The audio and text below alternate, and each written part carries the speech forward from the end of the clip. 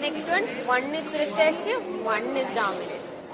So, which is dominant and which is recessive? This is the big guy, this is the small guy. Check. No, check.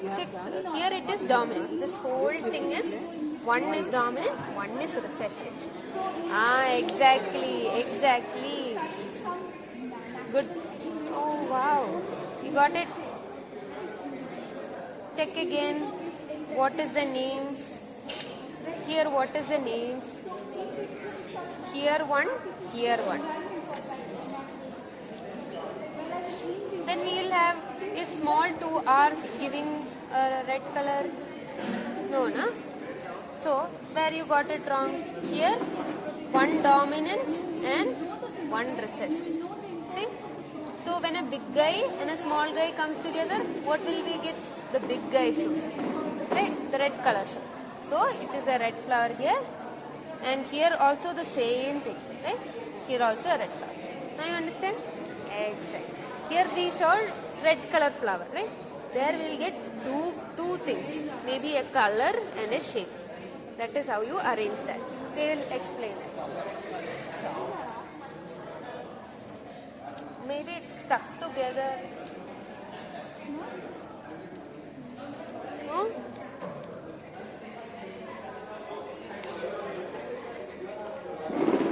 Oh no. It might have stuck together. Oh, W. TCG. We saw TCG. TCG. Oh. 1 minute. GTC. You got the movement. H. TCG again. O. Yeah. On this. You can assemble PAC on. GCA. This is N. Okay. Is it? Yeah. SCGT. Yes. Good. So you made it. The color of the skin is purple. And what is the phenotype? One eye. And what is 2 horns?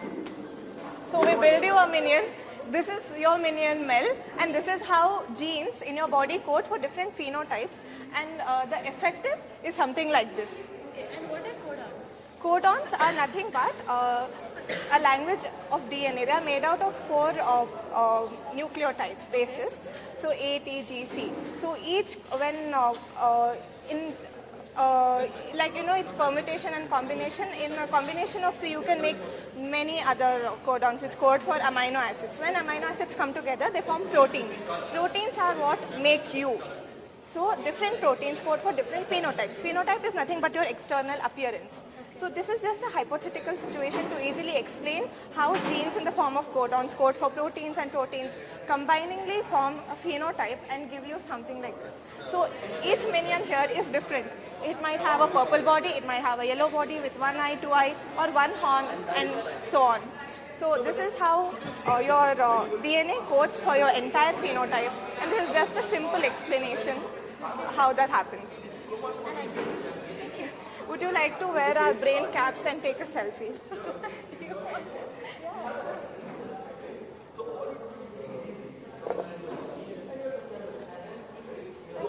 are friends now.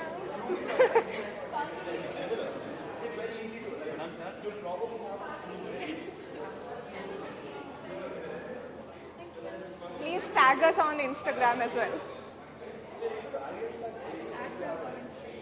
You can just scan it here.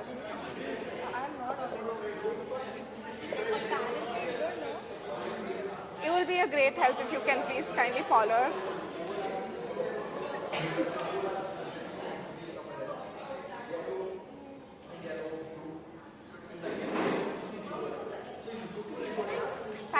The process which I told you about, the birth of new neurons, once you exercise, this process is enhanced. So if you exercise, more number of neurons will be born, and this will help in preventing those kinds of confusion, those kinds of memory decay. Now I want to study what is happening inside your brain when you're exercising. So if I ask you to exercise, I can't ask you to give me your brain and then I can cut open your brain and look at it. I can't do that, right? So that is why I'm using a mouse model system. Why mouse model system? Because they have a very similar genome as that of humans. Genome where which is why we are using a mouse model. What we are doing is we are taking the mouse model through a training protocol called environmental enrichment. What is happening? They have been given running wheels to play with, they have a lot of friends to play with, so there is social engagement, and they are also subjected to a lot of new toys of different shapes and sizes. Now, after we take them through this protocol, we want to know what is happening inside their brain. So we cut open the brain and then we check for the neurogenesis, which he was just explaining. So this is an unhappy mouse. It does not exercise, does not play. No new neurons are being born. So when this mouse is getting old, it will have memory decline.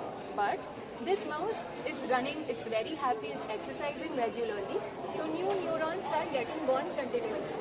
See here, these dots, black dots which you are seeing, these are neurons. So you can see, right, here it is less and here it is more, right? It's more. So this one is happy. That's why all work and no play makes Jerry a dull boy. So we should all play, we should make friends so that we are happy and our brain is also happy at the same time. So here also, can you see these yellow dots? These are new neurons. These neurons are already present in the brain. We are talking about new neurons getting added. So see these yellow dots, these are less. But here you see, it's more in number. So when the mouse has run and done all this exercise, you see here the yellow dots are more. So new neurons are getting born. And that's how it's helping. Do you exercise? Yes, do? you do? Good. You should start exercising today. Okay? Exercise more and you'll have a happy and healthy brain. Most primitive form of an EEG recorder. We are trying to demonstrate basically how an EEG recorder works. In clinical use, we may be using a highly sophisticated electrode system, 1020 electrode system, with 128 electrodes or most often 64 electrodes. But as I already told you, this is the most primitive form. We have limited number of electrodes. These electrodes will capture the electric signals available on the surface of the brain. So EEG is the time-variant electrical potentials produced by the cerebral cortex or available on the cerebral cortex. And the signal captured by the electrodes will be further filtered to avoid RF interference or power line interference and other artifacts. Then the filtered signal will be amplified further and transmitted. It can be displayed or it can be printed. We can adopt different ways of visualizing it. And for automated analysis, we can have, instead of manually reading the EEG, we can have different automated methods also. In the automated methods, we will be trying to reflect the physical attributes of the signal with the scalar values or statistics. Statistics in the sense, for example, in time domain, the amplitude of a particular wave may be the highest amplitude is one of the most simple way of looking or describing the mean of the signal. The mean of the signal in the sense of how strong is the signal. That is one way to describe the strength of the signal. Strength of the signal is an attribute. And if we want to look like, for example, I will tell you, you may have questions like how the signal varies when somebody is meditating, or when the signal varies when somebody is affected by some disease like Alzheimer's, schizophrenia, or epilepsy. For example, in the case of epilepsy, you can observe sharp high-frequency spikes in the signal. Something like this, but very high. Or spikes in the sense. Those sharp high-frequency spikes or ripples are known as seizures, epileptic seizures. When it comes to EEG, when it comes to Alzheimer's, or when the subject is meditating, the dynamicity or non-stationarity of the signal comes down. You can see that the signal is not periodical. Continuously, with respect to time, the attributes of the moments of the signal, the statistical moments of the signal are varying continuously with respect to the signal is not at all identical temporally. That means signal is not at all identical temporally in the sense signal is non-stationary. when somebody is meditating, when somebody has Alzheimer's disease, when the non-stationarity of the signal is affected, when the non-stationarity comes down, the temporal variability of the signals comes down, signal will start appearing more or less similar. Not exactly very similar, the similarity will start increasing. Yeah, so sometime when there is some movement with his head, he's blinking his eyes or doing something, you will see a sharp wave because some region of the brain is giving signal to do something or the other thing. This can also be a movement artifact where whatever signal you are looking at is purely because of the movement, because the electrode can record anything, right? And the brain signals are far less in amplitude than the outside noise. So why this signal processing is important is to make the real sense of this data, because if we analyze something like a noise, how can we say that this is actually a brain wave? So there comes the expertise of the people who are in this field and who know how to extract the real signal versus the noise that is coming from outside or from some movement.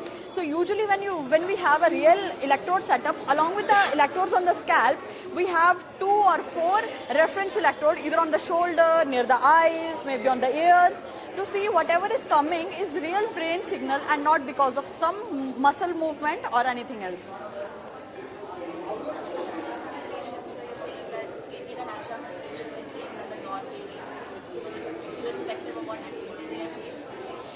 Yeah, so, it is mostly, the variability, the dynamicity, and the reduction in the non-stationarity will be observed in the eye-closed condition. Yeah.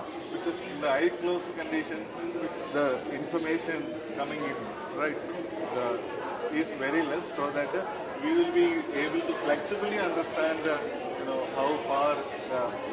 Otherwise, the non-stationarity will be influenced by other inputs, sensory inputs.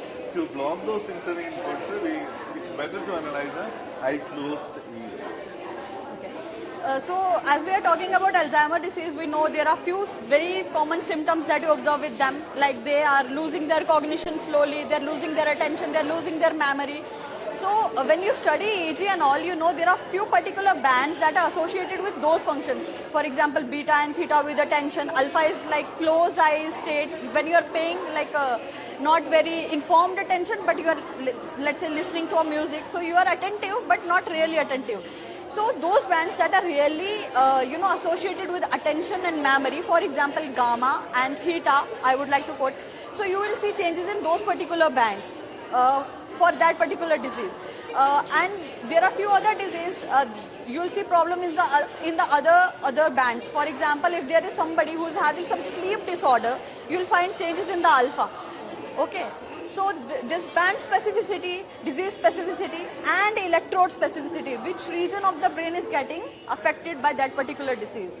So all 3 dimensions come into play.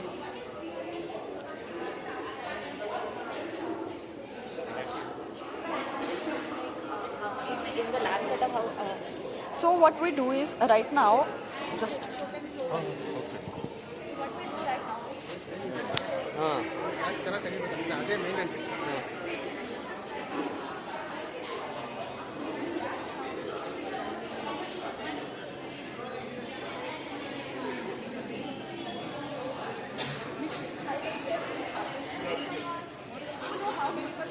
I'll give this to you, right? Bindu?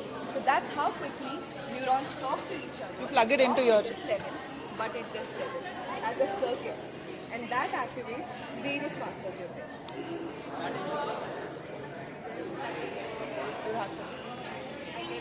You have to put one.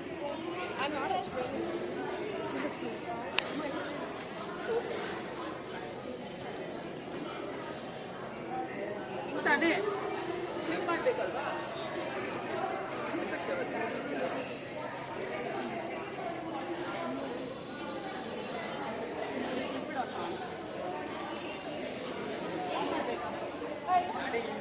you're in which class? 8th and 9th. Okay, so you would know like the neuron is a structural and functional unit of brain. You don't know? Oh, okay, fine. So that's the brain. It has various parts, but at a cellular level, it is made of a cell called neuron.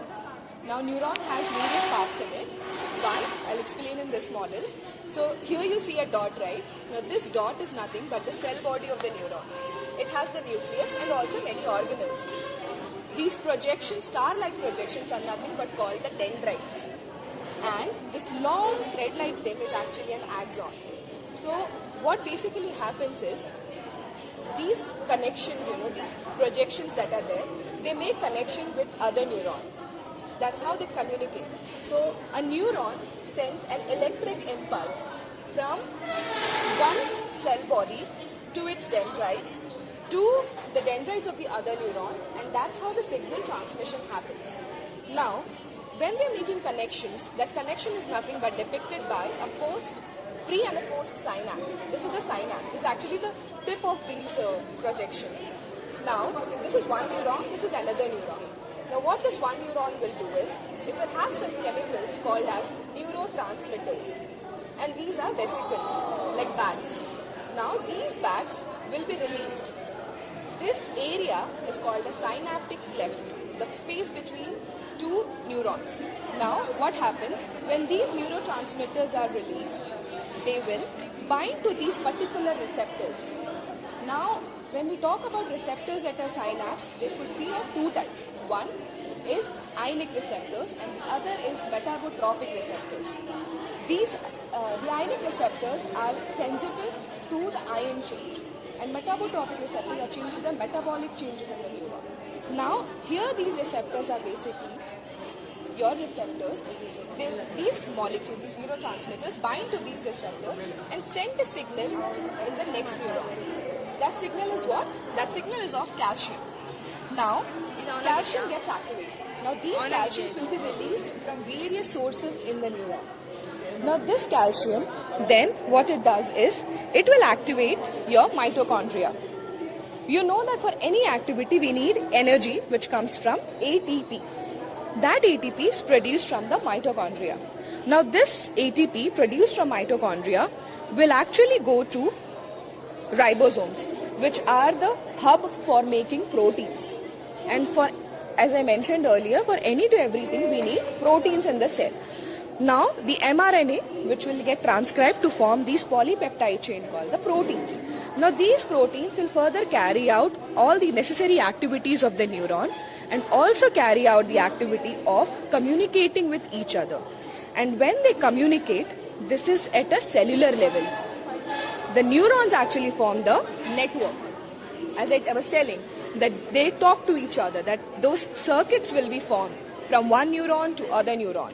And when the entire circuit gets activated, one activity is done. So for example, when you are looking at things, you perceive through your eyes. Then that information goes to your occipital lobe, the part of the brain.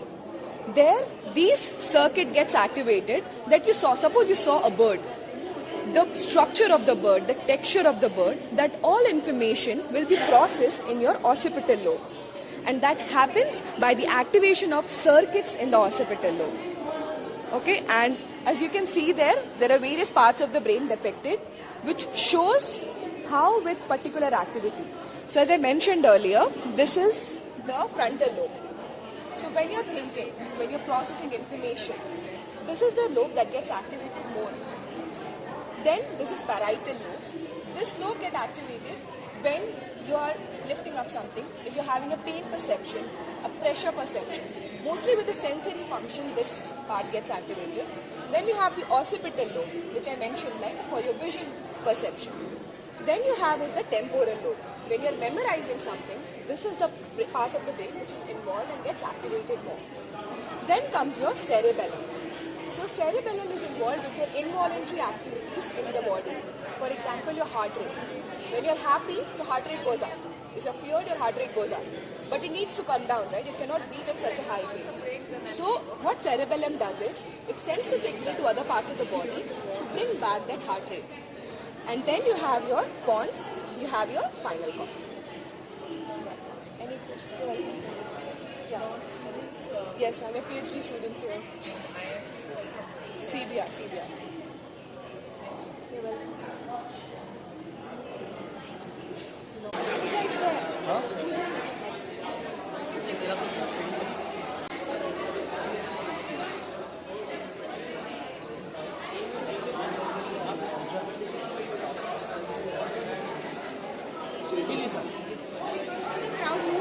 take the recording. Take the recording. Oh, okay.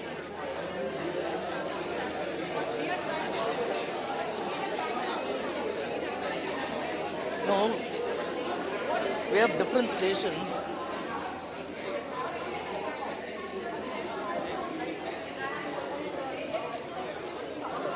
I'll get. We'll have. No, there are two people. They can take turns and speak. No, one is on pollution, one is on sleep. We'll do that. Smartly. ಆಮೇಲೆ ಚಿಕ್ಕ ಚಿಕ್ಕ station ಇದೆ. So just 1 minute ಮಾತಾಡ್ಬೋದಲ್ವಾ?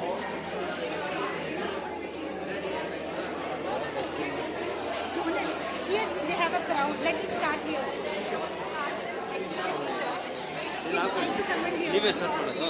It collects all your sleep data starting from physical activity, any sleep activity, right? Now we instruct the individual to wear the watch for 7 days continuously. Unless it is very important to take off your watch, you can take off your watch. Okay. Now we get the data right here in the Philips suit. I'll explain the data. If you have any doubt, please feel free to ask. Now in this part, the individual actually went to the bed, and this is the part where the individual actually started falling asleep. Okay, so this is the part, as you can see, the individual was exposed to some sort of light, as you can see, and this is the part it went to bed. Now this dark blue part represents the areas where the individual took off the watch, and these are the daytime part where the individual was exposed to the light, right? Now we get all kind of data variables. For example,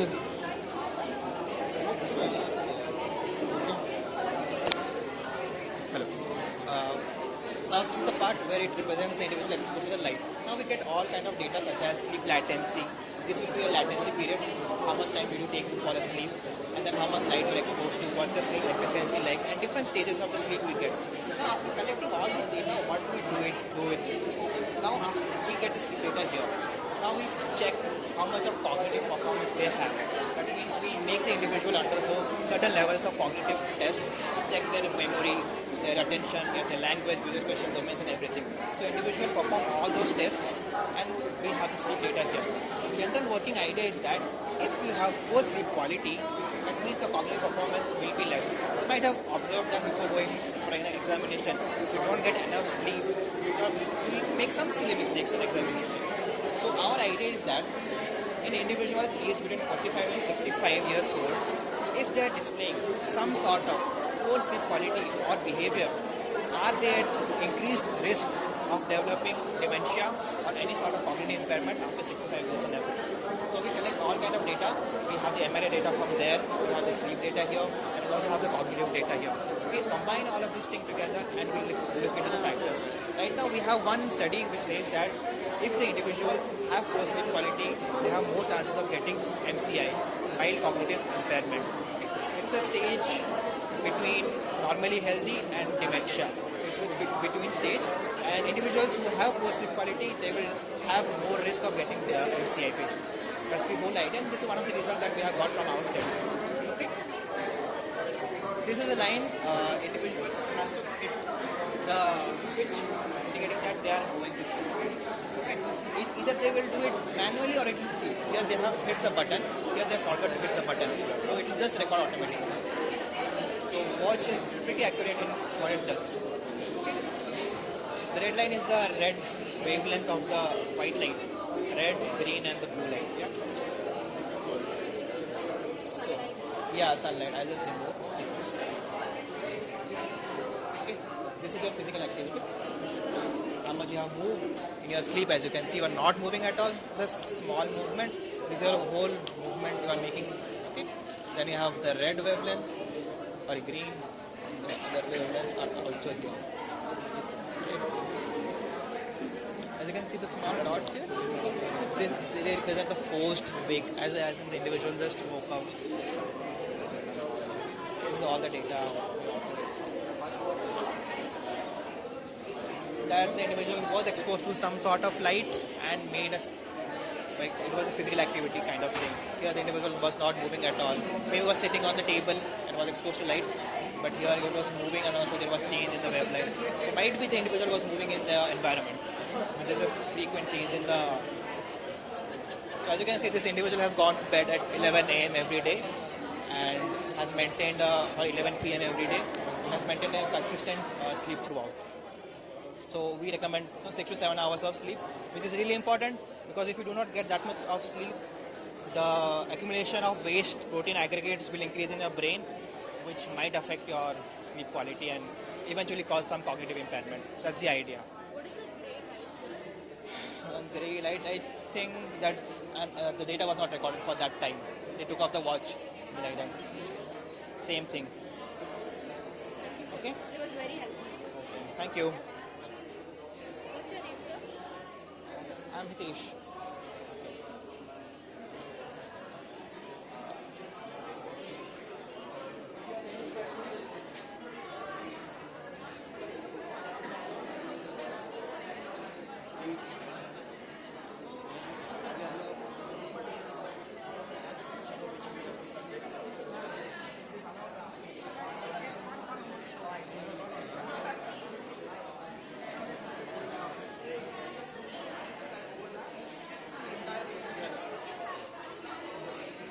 So, looking 2 minutes or next batch maduva. I'm almost finishing this round. No, I didn't finish this. Yeah, something's coming.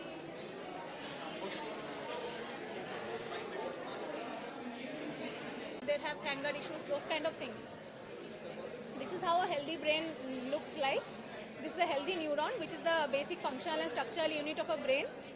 Whereas in case of Alzheimer's disease, there is accumulation of this kind of proteins, which is A beta. These are the bad proteins. First, they will accumulate in the neurons, and they will accumulate outside of the neurons as well. What happens in a healthy brain is that we have good blood flow, so this kind of proteins gets washed off. The blood flow can remove this kind of protein. Whereas in disease condition, there is lack of good blood flow, so this kind of proteins tends to accumulate and they don't get washed off. So this is a healthy neuron, and this is when there is a narrowing of the blood vessels, or there is a constriction of the blood vessels. Then what happens is the regular flow of blood and the regular flow of oxygen is hampered. So that leads to less clearing off of the proteins, and the proteins tends to accumulate as plaques. What our lab does is we work on Alzheimer's disease. We cannot use humans, right? So we use mice. This is a AD mouse or Alzheimer's disease mouse. This is a transgenic mouse with certain mutations in the gene, and it tends to have disease pathology by 18 to 20 months of age. And this is how its brain looks like with all the plaques. We inject a certain compound in the mouse brain that tends to constrict the blood vessels of mouse, and that tends to accelerate the disease pathology by 6 to 8 months, and the plaque formation starts by around 12 months.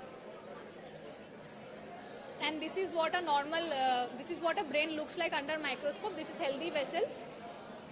See, all the vessels are intact, whereas over here, in the case of disease mice, the blood vessels are broken and the proteins inside the bloods are leaching out. The red colors are the protein that are coming out. This is the accumulation of the protein that I was talking about. In normal brain, there is no such accumulation of protein, whereas over here, you can see there is accumulation of proteins in the disease condition. We also test the memory. This is in normal condition. The mouse can reach its place destination very fast, whereas in case of memory impairment, the mouse tends to forget the destination. It tends to rotate around and not able to reach its destination. That's how we check the memory of the mouse. That's all. Thank you.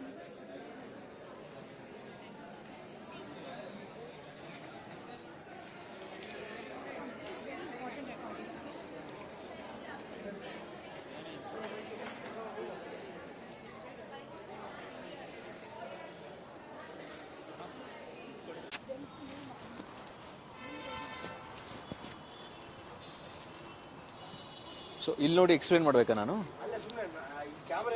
Okay, ಸುಮ್ಮನೆ ಏನಿದೆ ಇಲ್ಲಿ ಏನಿದೆ ಅದನ್ನ explain ಮಾಡ್ಕೊಂಡು ಹೇಳ್ಬೇಕಲ್ವಾ? Okay. Okay, good morning. I'm Dr. Dev. I'm from the CBR TLSA team.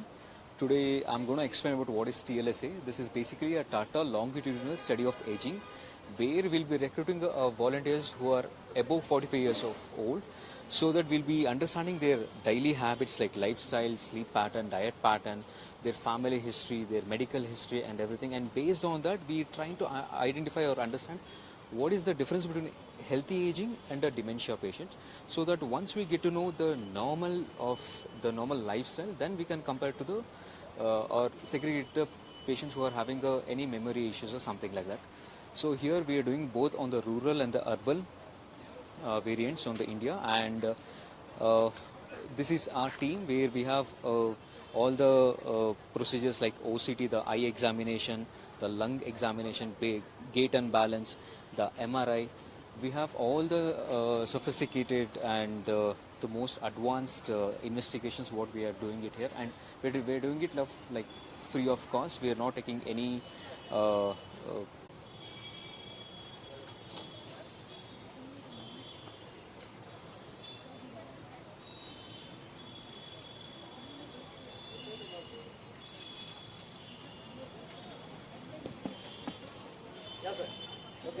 Yes. Hello, my name is Dr. Abhishek. I'm a research psychiatrist at here, Center for Brain Research, IISc. Briefly, I'll explain to you about this research that we're taking at Center for Brain Research. It's called Multimodal Intervention Trial for Prevention of Dementia. It means to prevent dementia, what all things can be done. So we are taking it's a pilot study right now. We're taking 60 people who will be given these interventions, the physical exercise, brain. 60 people who will be given these interventions, the physical exercise, brain exercises like mind exercise like puzzles and Sudoku, some diet changes, certain yoga practices, and control of the risk factors like hypertension, heart problems, and diabetes. So these 60 people will receive this for a year, and after the year, their brain power or brain capacity, memory capacity is compared to another 60 people who do not receive this thing, and then treatment as usual. So after the end of 1 year, we'll see how many people have improved after receiving these kind of intervention. So this is a quite important implication so that we can prevent dementia in the future, because in India, as we see, the next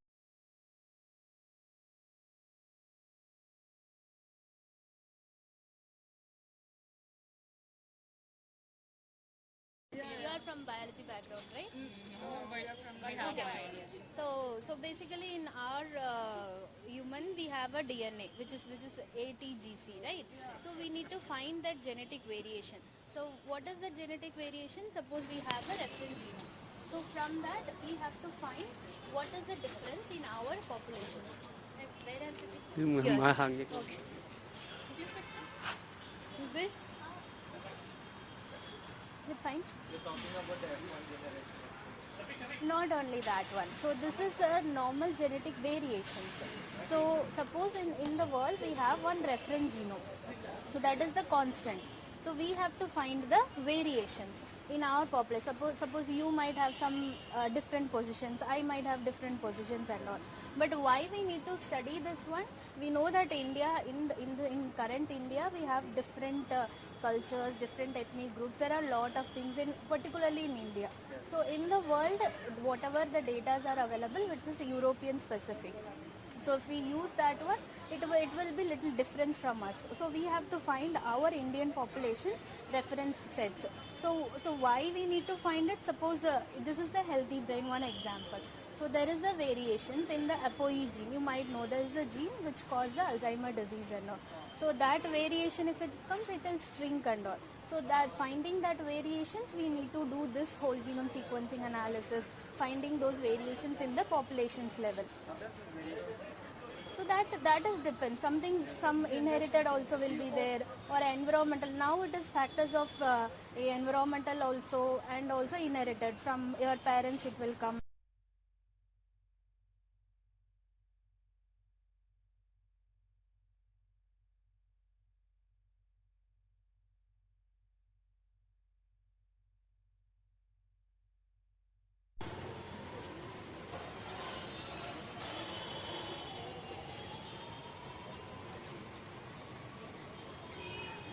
So good morning, I'm Dr. Ajit. I'm a psychiatrist at CBR TLSA. So this is the van that we use for the mobile unit assessments. So about 3 years ago there was COVID and all those things, and we could not directly meet the participants here. This is when we take the van, and inside the van there is a two different section. That is, one is a clinical section, one is a cognitive section. Clinical section we can do most of the assessments that are done at CBR TLSA, and cognitive section also there are facilities for us to attach the computer with the Cognito battery and all those things, and we can definitely do all the assessments that are possible in the OPDs also. Now I'll introduce ma'am. I'll just make a small interview of ma'am. Good morning, ma'am. Good morning. I'm Rajeshri Sharma. Yes, ma'am. So you have been a part of this program. May I ask you to share your experience regarding the same? Definitely. Always, whenever I would pass by, I would be very intrigued as to what is the Center for Brain Research. And today, as a result of Open Day, we have now the ability to come here and see what all is happening. So since I'm 60 years of age, so I underwent the various tests that they gave. They asked me about my memory experience related to past 1 year. So different tests related to numericals and then about places and things like that. I felt very nice going through all of them. And in fact, I have even registered for their research. That is very nice to know, ma'am. So as ma'am was telling, we are doing 3 assessments inside. MOCA, Cognitive Functioning Index, and the psychologist part are these things, and the clinical part will be doing the BP and the hand grip strength, that is using a dynamometer. So you scored well, ma'am, on MOCA? Yes, I scored 27 out of 30. That is very nice to know. Yes, thank you so much, IISc, for all the facilities. Thank you so much. Thanks a lot, ma'am. Thanks a lot. Thank you.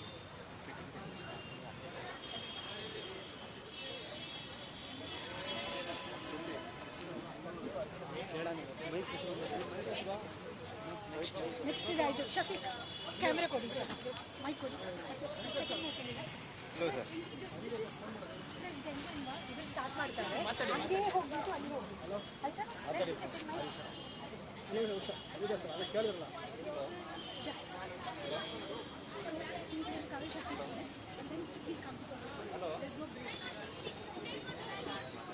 Closer. All okay, sir? Your hand? So you're from? Okay, sir. Sir, this is one of the flagship project of CBR, Center for Brain Research. It's a study that is conducted in Srinivaspura Taluk in Kolar district. So Srinivaspura is also known for their mangoes. It's known as the land of world famous mangoes. So the people rarely migrate from there. So it's a steady population. They don't move around much. They all have their mango plantation, or it's silk and sometimes tomatoes and so on. So we started working in Srinivaspura from 2018 onwards. The idea is to recruit 10,000 people and follow them up till they develop dementia or they die. So this might go for another 15, 20, 25 years. And then we want to see why few people develop dementia and most of them don't. The actual prevalence of dementia in a normal population is around 9 to 10%. So we want to figure out what are the factors that dictate, that will cause dementia, and then what are the things the other people are doing so that they don't end up having dementia. So those are the risk and protective factors. So we do a comprehensive test for all these participants who are recruited. So we started in 2018. We have around 8,059 people. We have around 8,059 people recruited now. So they go through a thorough evaluation. They have a clinical assessment done. Their vital parameters are checked, and their blood is also checked for so many, lipid profile is done, kidney function is done, your thyroid is tested, your vitamin levels, B12, folic acid, vitamin D, everything is checked. It's quite comprehensive. 5 years we have right now, what we have are cross-sectional data. These are all baseline data. We have started calling them back. We have around 2,000 people who have come back. But since in 2020, 2021 we had the COVID, obviously you can see our recruitment dipped during those times. It was very bad. So you chose Srinivaspura because of that low migration? Yes, we chose because we want to follow them up. It's a huge investment, like for a particular participant, the amount of effort, everything put together. If he doesn't come back, that it is bad. No, so we work with the health system in Srinivaspura. So we choose the villages using the PHC wise. So we go to the PHC, we give an awareness talk to the ASHA workers, then with the ASHA worker we go to the field, we do it house-to-house surveys. So we have a team of around 11, 12 field data collectors. These are all MSW people who recruit and bring them. And we have doctors in, this is Dr. Akash, he works in Srinivaspura. He's a medical officer there. So we have medical officers who do the clinical evaluation. We have nurses who do the physical examination. We have psychologists who do the cognitive assessment. And then we also do their refractometer, fundoscopy, and ECG is also done there. And then blood camp. Once we have considerable number, every week we conduct 2 blood camps in the village. Early morning. Every day. Every day we recruit around 9 to 15 people. And then we have a mobile unit similar to this one. We have it in Srinivaspura. And we use this exclusively for elderly people who are due for a follow-up. So in that we do 3 assessments a day. So roughly around 12 to 15 assessments we do a day. And this is non-stop for 6 days a week. So, you focus on dementia? Yeah. Right now, so we have... What is the motive of choosing dementia? Because, sir, in 2020, the dementia, I think it's around 55 million people.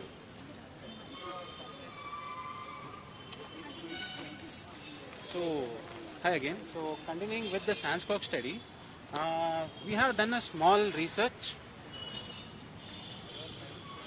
So, continuing with the SANSCOG study, this was a small paper that we are going to publish soon. So, we looked at the mild cognitive impairment in the rural population. We found that 7.7% of the people had mild cognitive impairment. So, if you want to know in simple terms what is mild cognitive impairment, it's a stage between normal aging and dementia. And this is a stage where we can do some intervention and actually try to reduce the number of people going to dementia. We also tried to link it with diabetes, hypertension and depression. We were trying to find out is there any relationship. Although there was none found with diabetes and hypertension with MCI, we did find that depression was significantly associated with MCI, and especially late onset depression, it had a 1.8-fold risk in the developing of MCI, likelihood of developing MCI. Problem data helps you in breathing, respiration, pulse, breathing and all, it will help. And yes, this is it.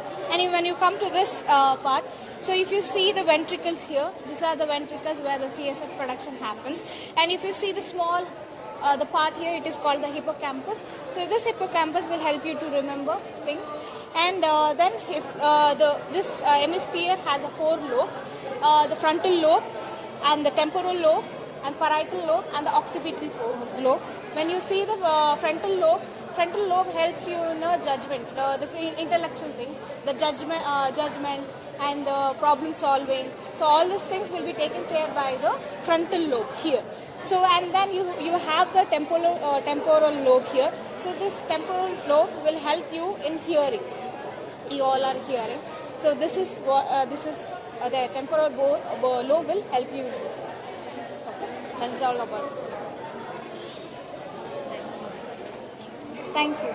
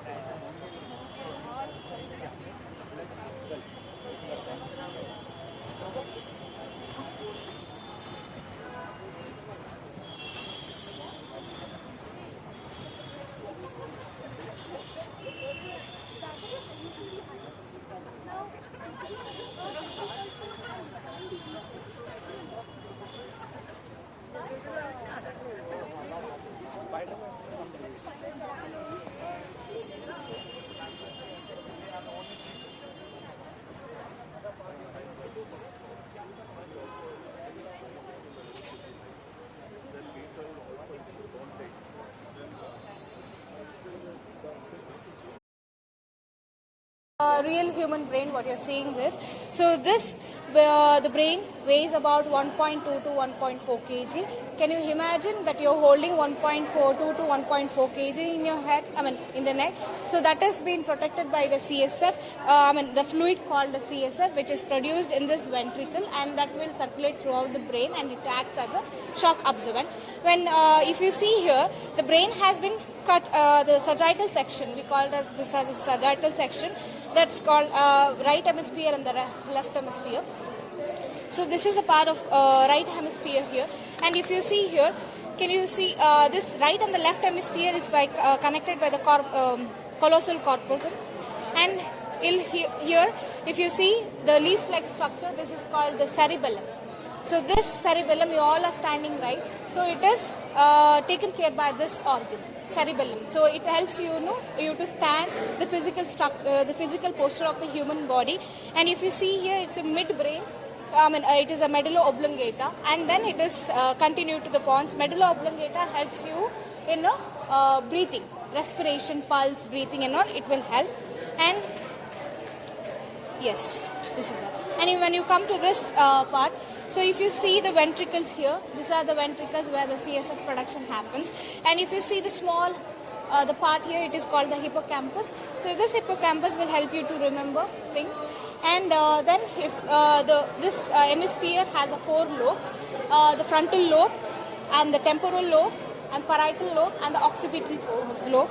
When you see the frontal lobe helps you in judgment, the intellectual things, the judgment and problem solving. So all these things will be taken care by the frontal lobe here. So and then you have the temporal lobe here. So this temporal lobe will help you in hearing. You all are hearing. So this is the temporal lobe will help you in this. Okay, that is all about it. Take the disc, move it in front and see. Come to this square, aim for this square. It's moving. So now you can go to some other square, it will try.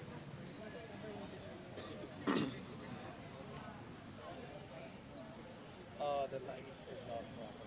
Maybe you can aim it. Yeah.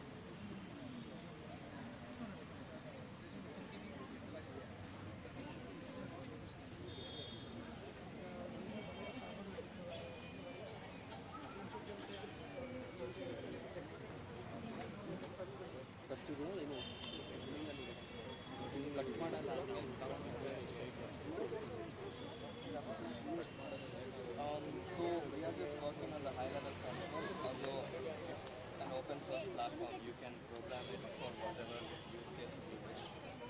Whether it's factory automation or in a warehouse to pick and place things.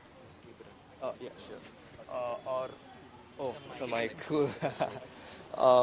Or we are also looking into using this for surgical applications. Our lab focuses on the high-level control, where we're trying to make it more reliable and reduce the amount of failure points and increase accuracy in general, because in really sensitive applications like a surgery, you can't afford slight missteps like you just saw, the robot just, that can't happen. So we're trying to reduce that. That is what most of our research is about. But yeah, this robot is open source, so you can use it for whatever you wish. In contrast to that, which is a parallel robot, if you can see, there are multiple motors being used to actuate the singular joint, which makes it much more precise and also stronger. So you can lift heavier loads. It's quite similar to lifting it with 2 hands. I'll ask you. So what you see 2 types of robots, right? So here, one joint is connected after another, then another, then another. What is a real world example you can think of this? What is this called? It's a robotic, but more in human body, robotic arm. So it's like our arm, but there multiple robots are controlling one point. So it's like you're holding a cup with both of your arms. Here you're holding a cup with one of your arms. So what's the difference? So when you play badminton, you use one arm. When you play cricket, you use both arms. Why? Exactly. So this gives more strength. You need to higher payload capacity, higher strength. When you play badminton, you need to reach more. For cricket, you don't need to go outside and hit. AB de Villiers plays like that, but we don't. So for this, it has higher reachability, higher like workspace to go towards. It has less strength than that. Okay. So depending on your choice, you can choose and then control. That's what the main objective is.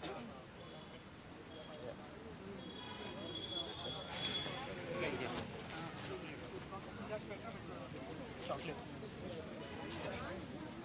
Thank you.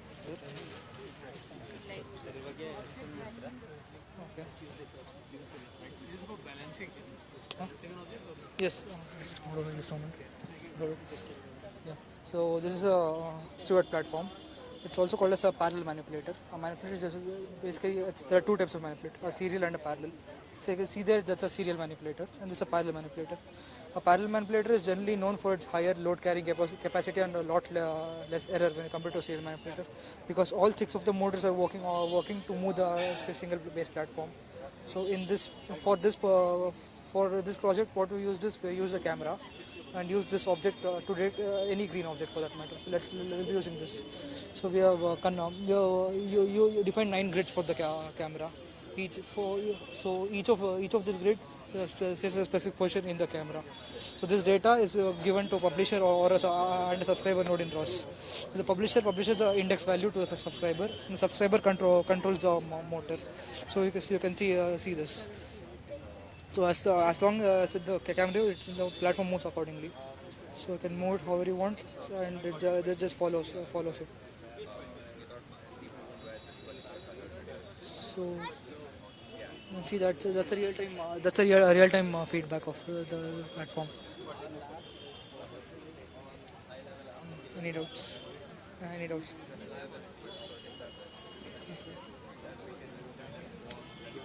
Thank you. So until now, until 2017-18, this was patented. So until then, the applications were limited to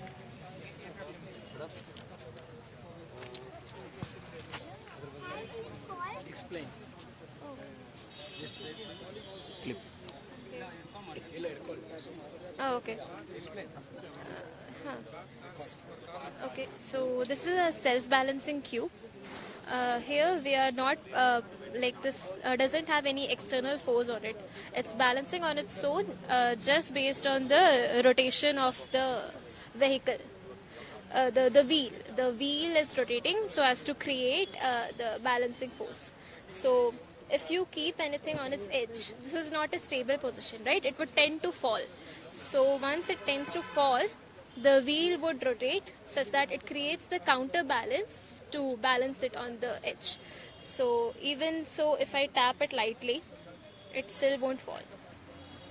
So it has like gyroscope inside. Gyroscope and accelerometer units are inside, which is like continuously detecting the angle it is at, the position the cube is at, and it's sending corresponding PWM signal to the motor to rotate it, like based on which position it is in.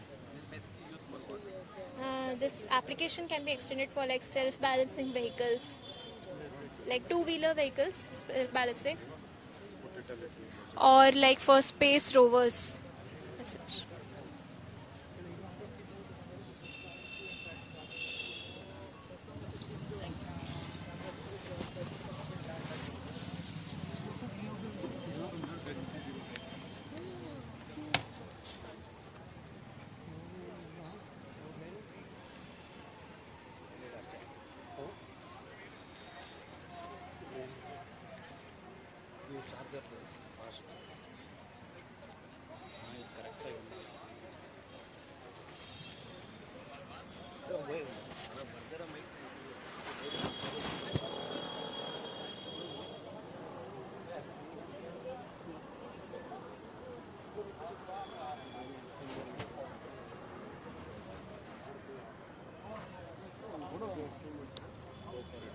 Sir, explain. Hello, we are from Flextron. So we are into EV domain. So we have a couple of products over here. So this one is a 3.3 kilowatt charger for 2-wheelers and 3-wheelers. And this one is 7.5 kilowatt charger for 4-wheelers. So with this you can charge your 4-wheeler in like 4 to 5 hours, which is like 50% reduction in time as compared to the conventional chargers. And we are mostly into B2B business. And we have deployed around 15,000 of units all over the India. And we have another product which is the fast charging, which does 10 minutes rapid charging, and this is specifically for 2-wheelers and 3-wheelers. And the fast charging is possible with our charger and our battery pack. So we'll be able to give 10 minutes of rapid charging for 2,000 cycles, which approximately is around 5 lakh kilometers.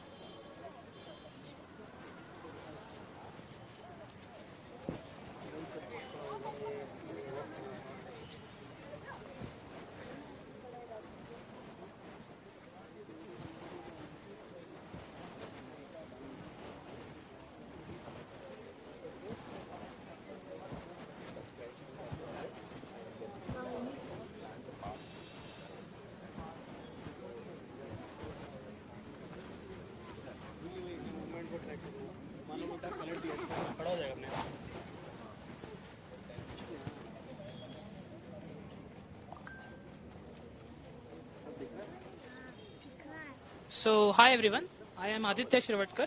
I am a PG student at Robert Bosch Center for Cyber Physical Systems. And I work on developing locomotion algorithms for legged robots such as this. This is a quadruped robot.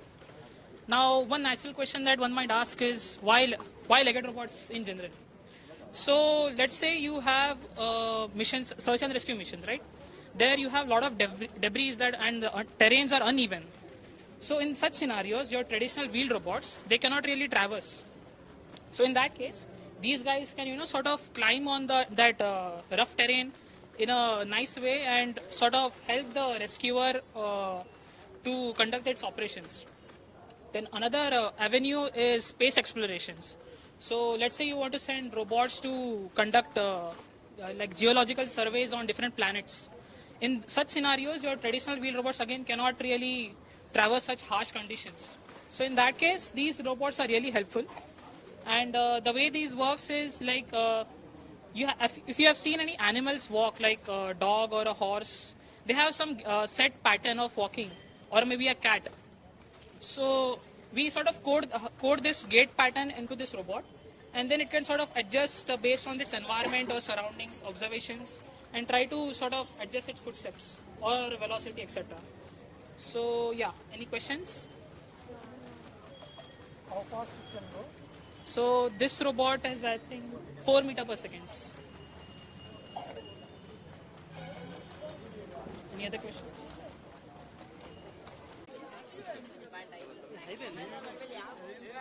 So this is ISA video coverage, so we'll explain our material.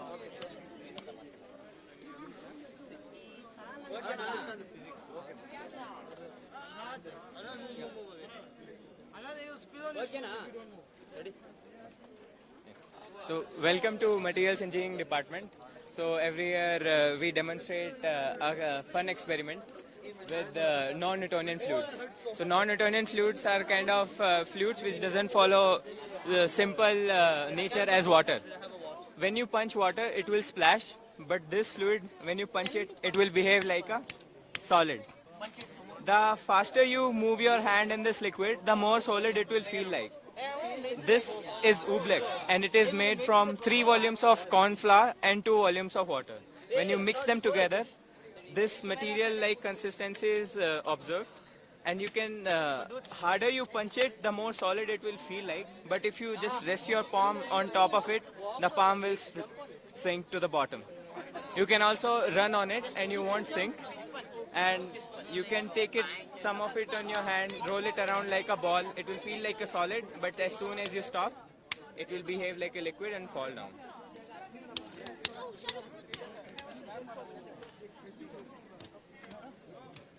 So this is oobleck 3:2 mixture of corn flour and water.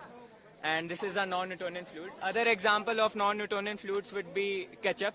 In our home we use ketchup, which is a shear thinning liquid. So the faster you deform the ketchup, the easier it is to pour it out. So usually we shake the ketchup bottle and then the ketchup is easily coming out. Another example is toothpaste, which is a Brigham fluid, and the other example is this oobleck. Thank you. Thank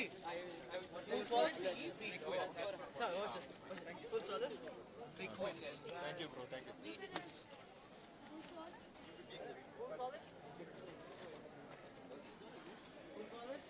Do you want to capture people jumping on it?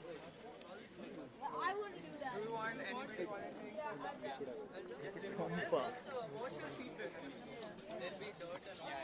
Just come this side. I think it's fine. It's fine. Directly jump in. Jump inside. Don't stop. Just jump. Yeah. So much dirt on it. It's fine. Get it, please. Now stop. Oh, that's so sick. Now try coming out. It will hold you. You have to slowly move your hand.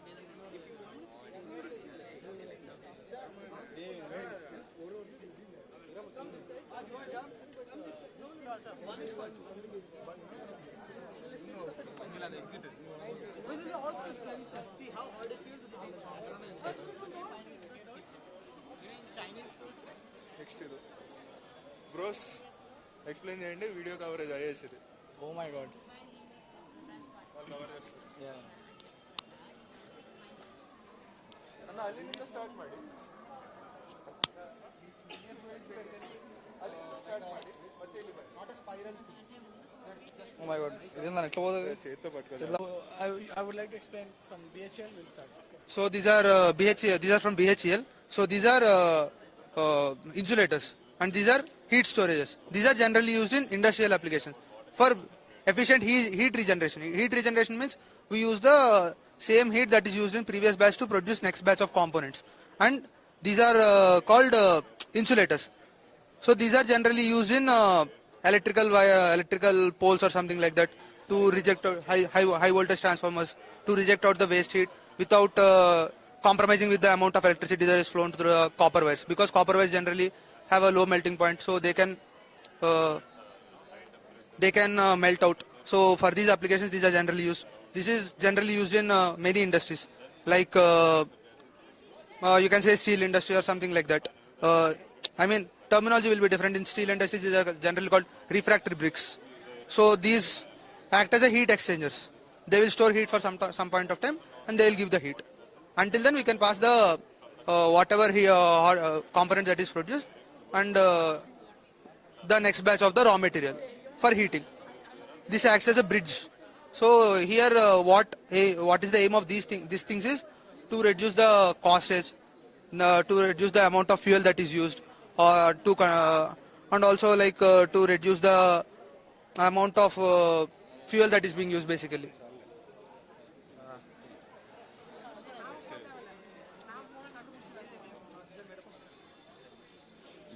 Good morning. So these are exhibits from Hindustan Aeronautics Limited, HAL, and both these components are manufactured at their foundry and forge division in HAL Bangalore here. So this is compressor blade and this is the high pressure nozzle guide vane. Both components are part of the turbine engine, which is used in an aircraft. So the primary function of this compressor blade is it takes the air from the air inlet, and these blades rotate at very high speeds, so that high velocity and high pressure airstream is generated, which is kind of directed towards the combustion chamber where it mixes with the aviation fuel, and a high temperature gas is generated, which is kind of used to move the turbine. And what this high pressure nozzle guide vane, what it does is the gases coming out from the combustion chamber, right? They are directed using this particular component towards the turbine. It kind of adjusts the pressure and the velocity. And the materials which are used to make these components are nickel-based alloys and stainless steel. And the idea behind choosing these particular materials is since the operating temperature, the expected operating temperature is in excess of 1000 degrees centigrade. So because nickel has a very high melting point of 1450, it is expected to, exhibit good mechanical properties and which can, withstand those high thermal stresses and, high pressures.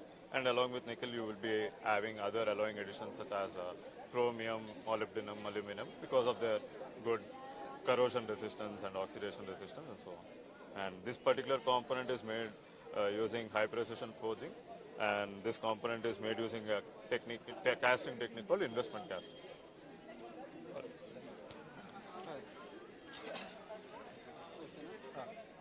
ಇದು normal experiments directly shoot ಮಾಡಿ okay We'll do it again later.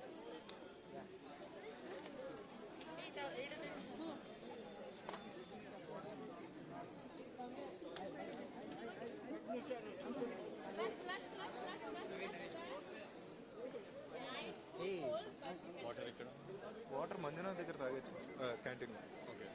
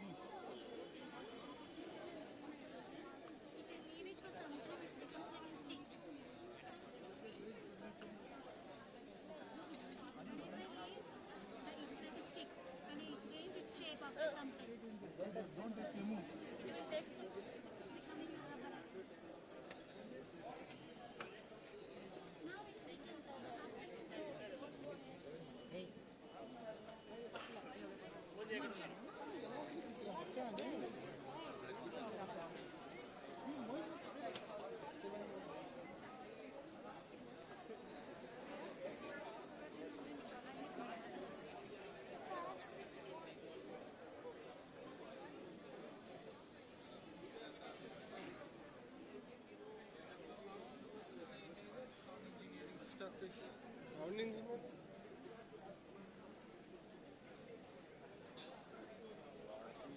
आशीष भैया गायब हो गए आशीष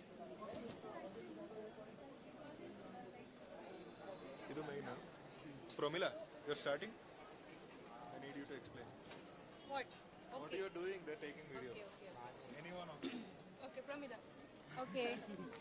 Yeah, we will explain you. So, like, we are making ice cream using. तो अभी वापस next batch में चालू करते हैं ना. हाँ. So, like, we are using liquid nitrogen for making ice cream.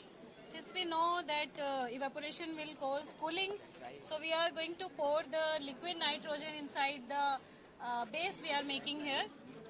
So the liquid nitrogen will soon evaporate and your ice cream will be ready within 30 seconds. So taste it and tell us how was the taste. Isn't it faster than your refrigerator? But there's no sugar. Sugar? No sugar. It's not sweet. Sugar free actually. We are taking care of your health actually. No sugar. It's not sweet, but it's cool. They are wearing sugar lipstick. Ma, you forgot adding sugar. So sorry, guys.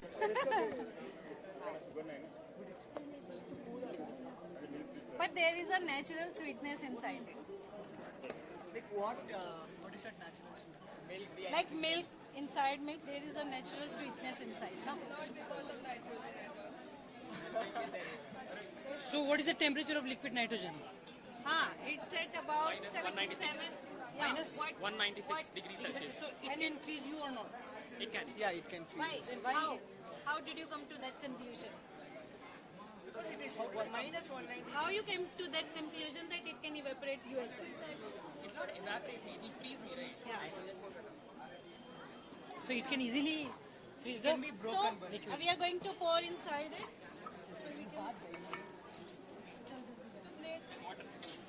So we are pouring the liquid nitrogen into this liquid. Abracadabra. Abracadabra. Just two mantras is required. Just two mantras. So you can see So now you can feel the. You hit it, it will break. Now you can see. If this is completely frozen, Yeah. then we hit it, it will break.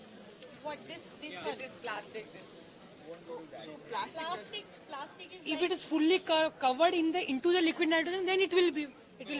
It's not into the in air. It will damage. Now you see the transformation. Come for ice cream. But is this safe to consume? Sure. We are consuming from the morning. Did you ask? I already took it. Oi, we added sugar inside. In this, it was I think. But it is fine. Fine. I think sugar consumption is not good. Cherry, 1 minute. Is injurious to health. It's not. नहीं है इसमें sugar add नहीं है. You are how many percentage of the nitrogen in air? 70. Then why are you breathing? You stop breathing. Because it's in No, you stop breathing. Then you just then you will feel what is the gaseous state, right? So what is this state? Is it Liquid state. Yeah. Then what is happening after we are pouring? Vapors. So Then as what is the difference between vapor and gas? after the evaporation, we You are are taking serving it 70? How much? 77. Around 77. क्या? Percent of nitrogen. Then more than oxygen. Uma, I think so. It's going into the liquid वो इसमें डालेंगे. atomically and it freezes, then it evaporates. Sugar added. It just it's freezing, right? The thing is, what are you asking? Tell me. He was asking me. No, when they told about this, like nitrogen is there, we thought of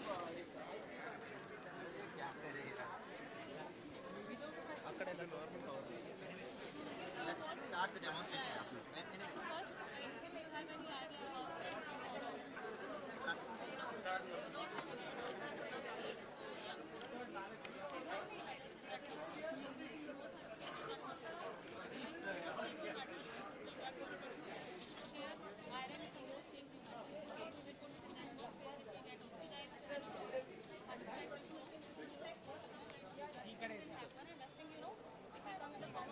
I didn't get. What is this? So right now, if you want to protect this metal from this, from the atmosphere, so we have to do some kind of protective coatings on this. So this is not possible naturally. We have to, do it in some industries. Like we have to provide, we have to do some, we have to give some current, external current. We have to give it. So we are right now, what we are doing, we are forcing this zinc so that it can lose its electron. But generally, what happens? Generally, this lose its electron in the atmosphere. But we are using electrolyte for that, and we are forcing this zinc so that it can lose its electron, and it will degrade right now. And right now, what will happen? The electrons will come in the solution, and again, it will go from plus end to the minus end. Minus end is this low carbon steel. So this will go from this end, and what will happen? The zinc will get deposited on the It's like, it's like you're protecting the metal from corrosion. So a layer of metal. Layer. We Electrolyte are here. using very weak electrolyte here. This is a vinegar. So You can see. it's This a is also composure very of three things. like water, vinegar plus deionized Distilled water. water. Yeah. So you can see the deposition. There'll be a formation of a layer of zinc on it. Okay, likewise, if you are using copper, you can see this is the one where you see deposition of copper onto the metal. Okay, two ways to protect the metal. That's how we can coat the copper on the very reactive high level. This is the fastest. No, it depends on application. Depends on application. Where you see space, we don't use these coatings. There we use thermal barrier coating. There's a separate story of it, where even they don't melt above 2000 degrees. Okay, these and all will not withstand. This is for for small industries, not for the And the third one here, third demonstration is about casting. Okay, we technically call it as permanent mold cast. Okay, what we do, we melt the metal and then pour it into a specific. This is called a split mold, where you pour in, say here, these are copper made. Okay.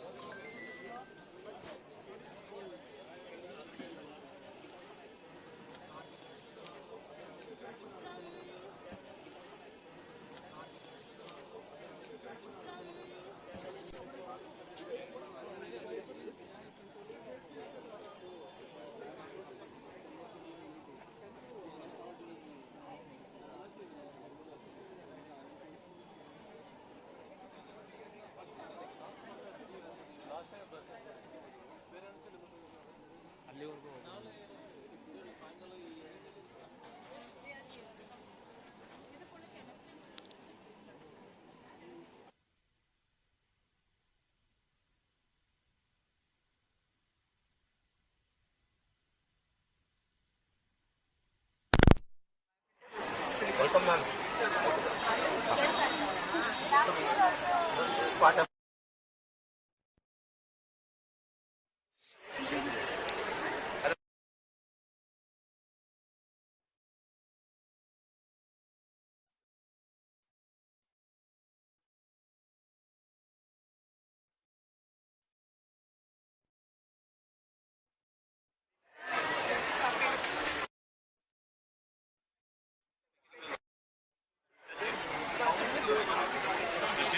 We have given the frequency, so the voltage we have given from here, and you can feel the vibration. Okay. Good morning. We work on something called as large-scale robotic 3D printing. We work in collaboration with Professor Surya Sarathi Bose Lab, Department of Mechanical Engineering at Indian Institute of Science.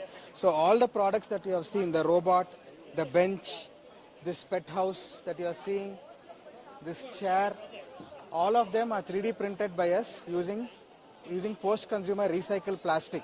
Most of them are made out of recycled plastic buckets, paint buckets, discarded soap bottles, PET bottles, and we work with a large-scale robotic 3D printing technology. So this robot is a mock-up of a robot that we have at our facility. We work on something called as FGF technology, wherein the granules are directly fed to the robot and they are printed real time. So this is an example of a pet house. So we can do customized 3D printing like this. Any large parts, including this planter that you are seeing, this planter, this bench, all of them are 3D printed by us in recycled plastics.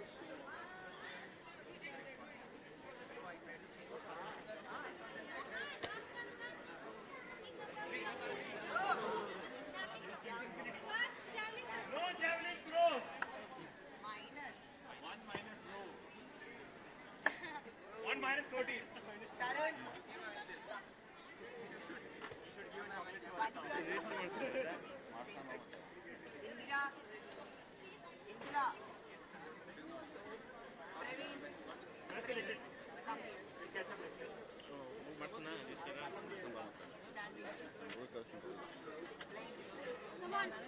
Always start. Guys, far. Please be careful. Start. One. Good. The next we have the center. Whoa! That's out of our scope. Javelin throw. Yeah, you got 1 divided by 1. And that's 1. 21. Wait, center.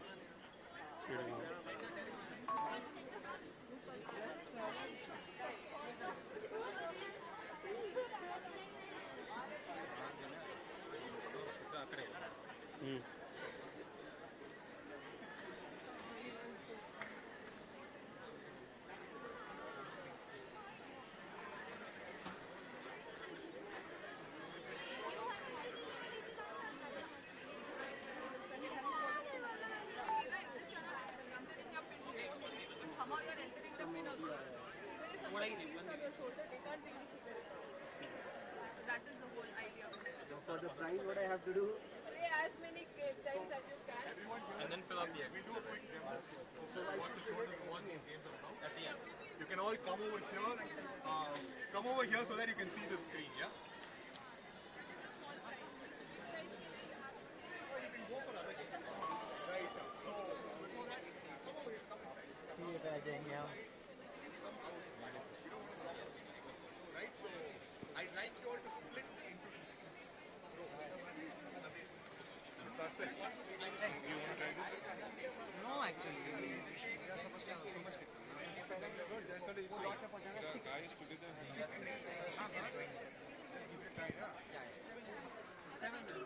At least 7. So 7 is below. मैं तुम्हें वो dot पे पहुंचाना है। आज उधर आ जाओ।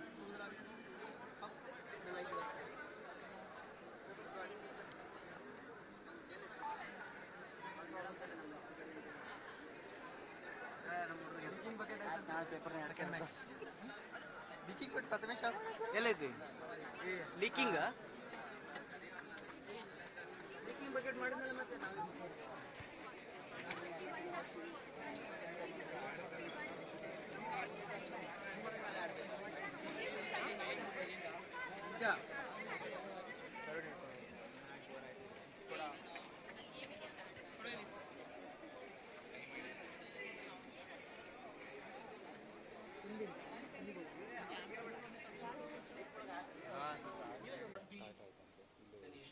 It will not be used. It will not be advisable also to make it open, because each has, if you're talking about FIR and things like that, right? So suggestion to that effect, if you can see, companies are not necessarily on FIR. For example, there are much more less sensitive sectors which you can try, and then I think this at least the part you are targeting, at least you can help you in connecting to the right office and to the right website. After that, what happens, I do not know. That kind of positioning you can take. To that extent, what are the 2-3 sectors you think, not law and order, FIR, because that's a very sensitive matter, right? What is important? But is there any other sectors you think this can help? The first thing that springs to mind is probably taxation, figuring out who you have to file your taxes with, where you have to send them, and how much you owe them. Though I believe India has pretty good services for, if you can manage to get a hold of them, they are quite responsive. But getting a hold of them is the issue. And But with respect to the survey as well, we got a lot of responses that said taxation is something that we would love to have help with, and having some kind of an automated chat bot or something like that would be more useful. And similarly, just household problems that people would have, metro water, sanitation, and things like that. So one of the things you can consider also is that if you can pick sectors like this that are less sensitive than law and order, number one. Number two, both these sectors have a lot of data on the web, where to go and out. That will serve as a, you can fine tuning and things like that, right? But otherwise, great work. Thank you.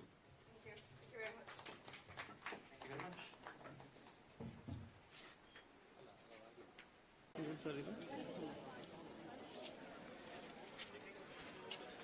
ತೋರ್ಸೋಣ ಒಂದು Ivan, उधर ही बैठे हैं. Least possible number of dice throws. For example, if you want What to get 8, you need at least 2 dice. 6, 2 or 5, 3 or 4. What is the minimum number of throws to reach 1 dice? That you have to find.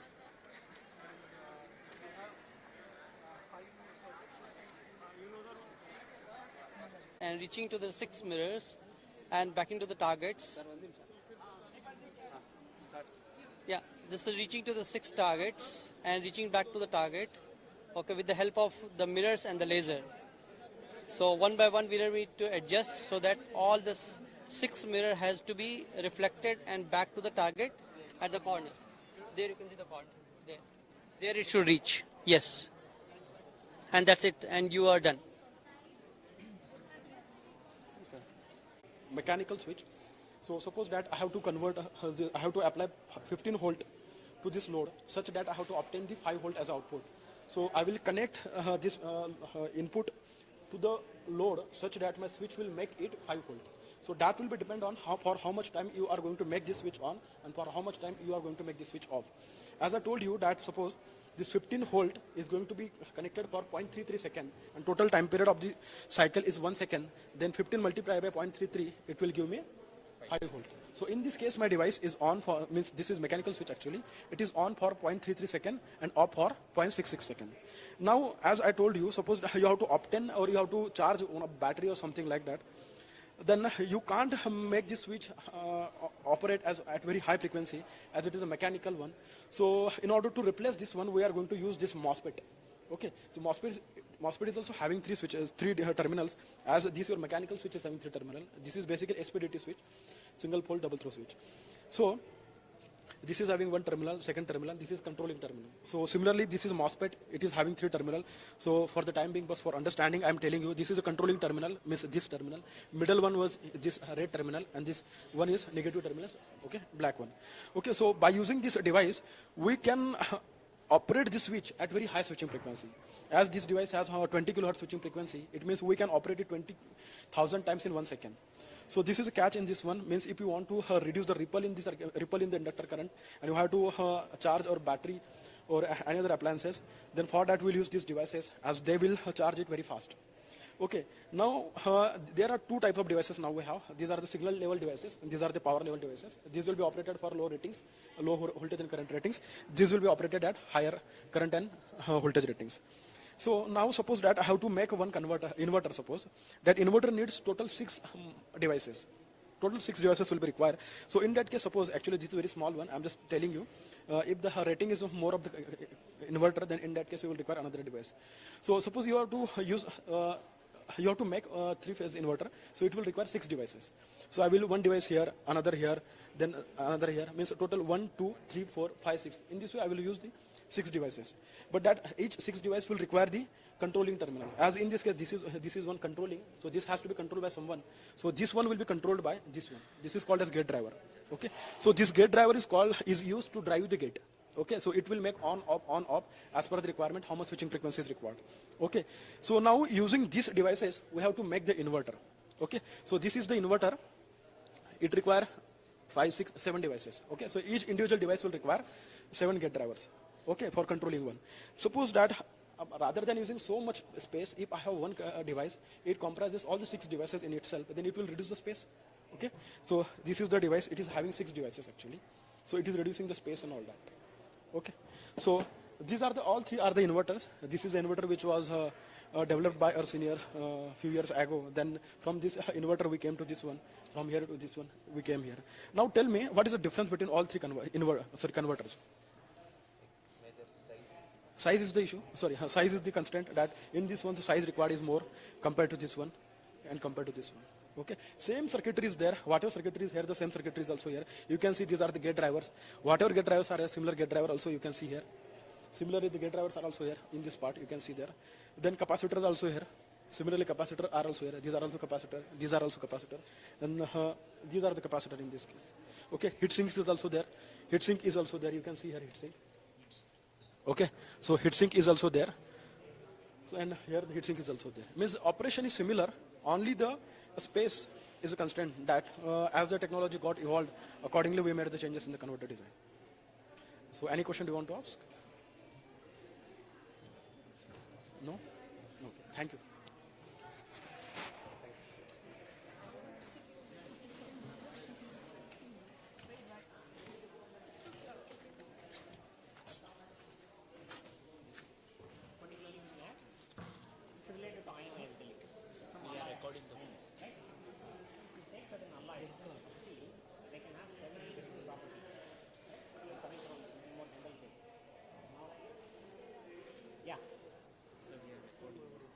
YouTube Live.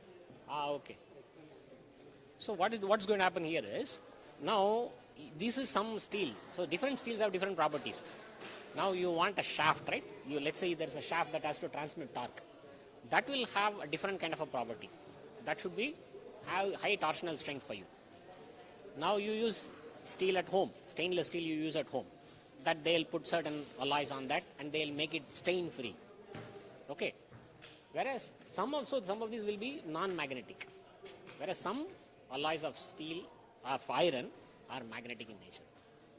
Okay, this what is written as SiFe, for example, is like that. It's magnetic. What will by magnetic? What do you mean? The actual term is ferromagnetic. I'm using a simpler term called magnetic. If you apply a magnetic field on that, it will get magnetized. That is what will happen. So why do you want to do that? Okay, why do you want to do that? Many a times what I want to do is I want to create a magnetic field in a very small rectangular box or some small area. So what do? I'll create magnetic field. I'll make all the flux lines pass through that path. Can I make the flux lines pass through the path? Yes, using this. These fellows provide a very favorable path for the flux lines to pass through. Just like you build national highways. You may have 200 routes, okay, to go from here to Mysore. But many of you will be picking up that particular highway. Why? Takes you in 1.5 hours time. Similarly, this provides a very, very high permeable path to the magnetic flux lines, and they will prefer to flow through this. It's not by preventing it, you understand, right? You are creating a preferential path. When a highway is built for you, it is a preferential path for you. They have not closed the other roads for you, right? Similar is the story. So you do this, and when it is like that, here what happens is, I can just wear this here, no?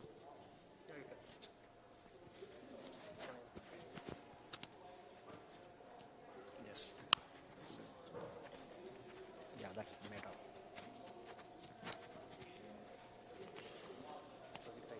No problem. Thank you.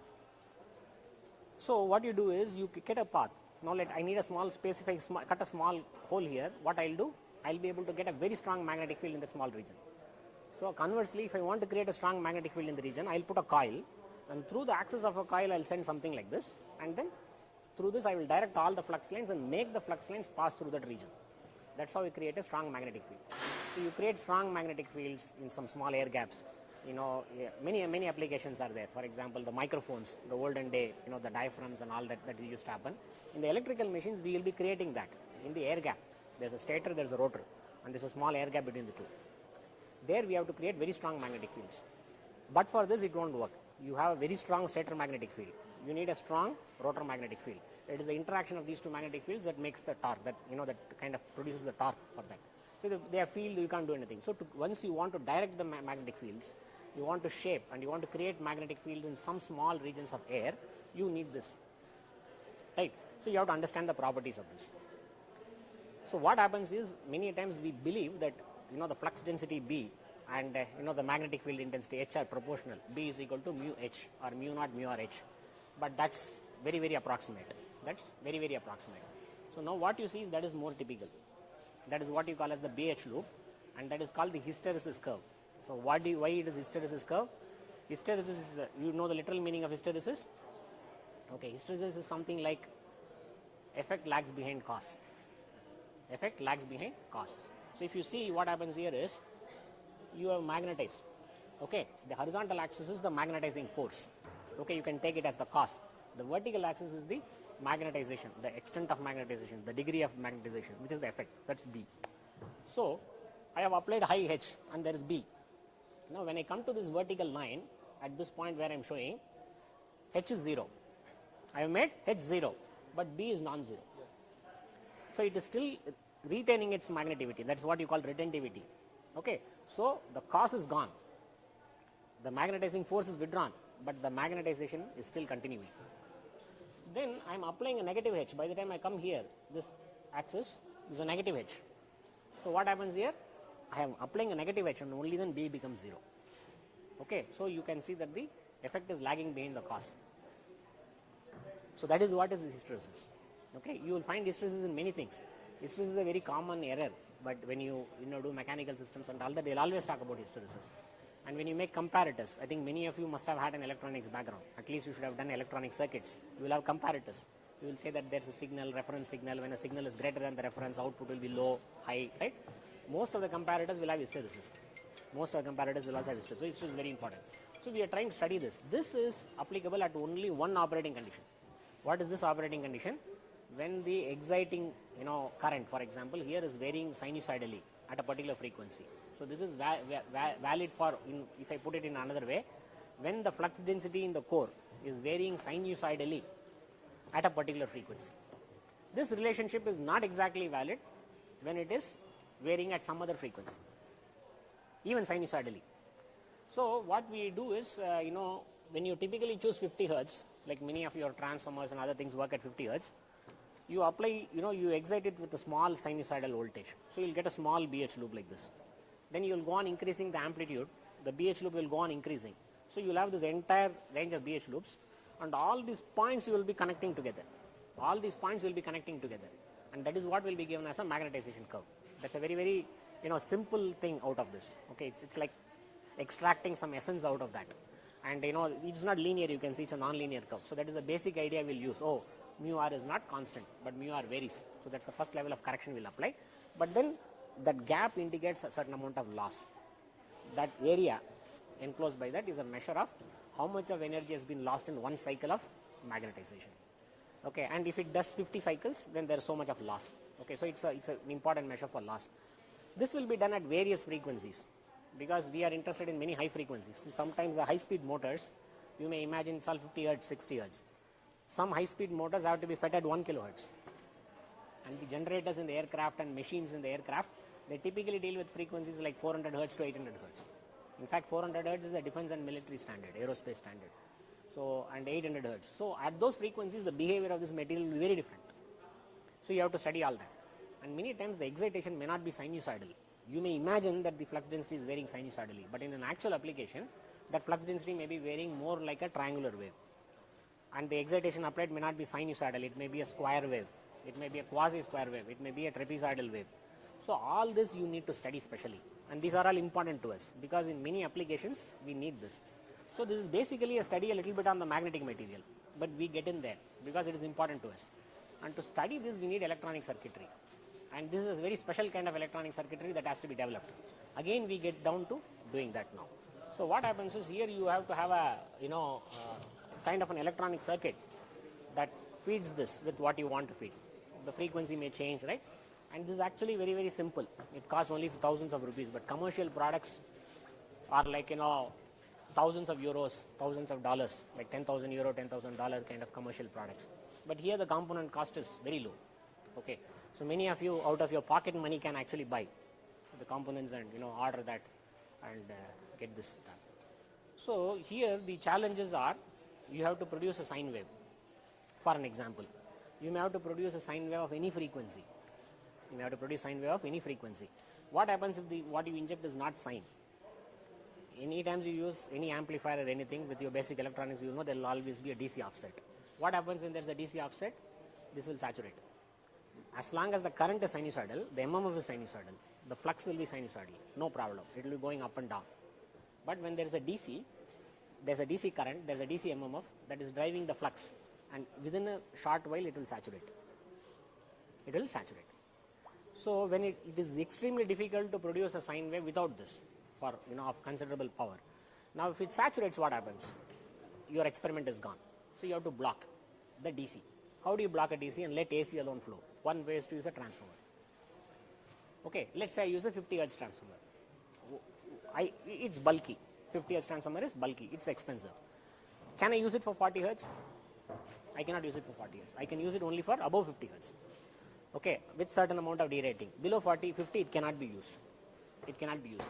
So I want the experiment at 5 hertz. What should I do? 50 hertz transformer will not work for me. I'll have to buy a 5 hertz transformer. But if you want to rotate it freely, we need to use the bearings. So these are the mechanical bearings. So here we have the contact bearings, which is ball bearings actually. So we have rotating part and one stationary part. In between we have a balls like this. So these balls will make this contact, point contact. So but still when there is a high speeds, this will generate more friction and losses high heat actually. So we want to have the non-contact bearings. There we can use the electromagnetic bearing. So where we have the electromagnetic coils around the bearing, like a shaft, the iron piece will be attached to that, and we have two displacement sensor to sense it. So the same model we have here, which is actual model, radial bearing.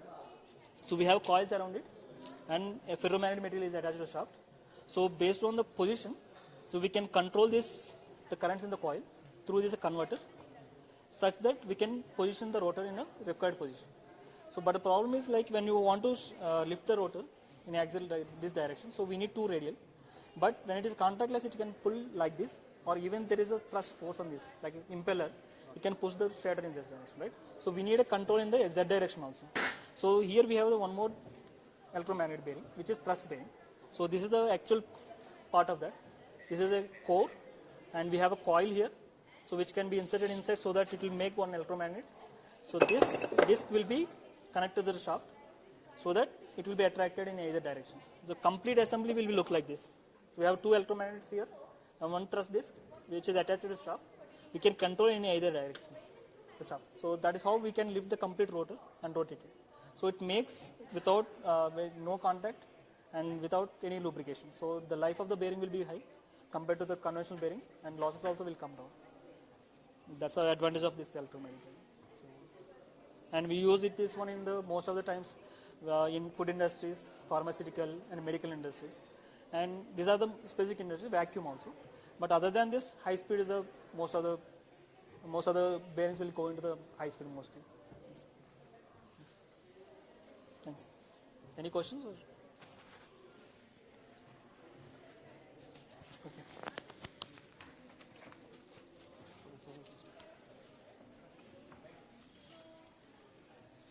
Basically, you can see that this is a coil, right? So, and there will be some magnetic field here. So when I put this coil in a region of magnetic field, it will generate some EMF, and this EMF we can see on the oscilloscope, right? So you can see these two EMFs, one through this and one through this, they are 180 degrees out of phase. So why is that happening? That is because this is a two-pole machine, right? So in two-pole machine, electrical angle is equal to your mechanical angle. So for example, if I'm generating a north pole here, your south pole should be diametrically opposite, right? So that is why we get we can see the EMF induced in this manner. So this is in accordance with our theory, right? Another thing that is, here we are showing you the winding out there in the open, but in reality the machine stator looks like this. Okay, and these are the slots where we put our windings. These are the laminations, you can see these thin laminations are provided. These are provided basically to these are basically provided to disrupt the path for eddy currents. So to minimize unnecessary heating due to eddy currents, we provide these laminations. Okay, you can see this is actually how the machine looks like. One difference you can see is that this is air core. There is nothing inside, right? But here we have these rotor bars, and these are iron laminations. Okay. So what benefit can we get from that? That we can show here. See, these are two inductors, you can say. It's basically a coil wound around this structure, right? One is air core and one is iron. So there is iron laminations, you can see. So what we can also show this.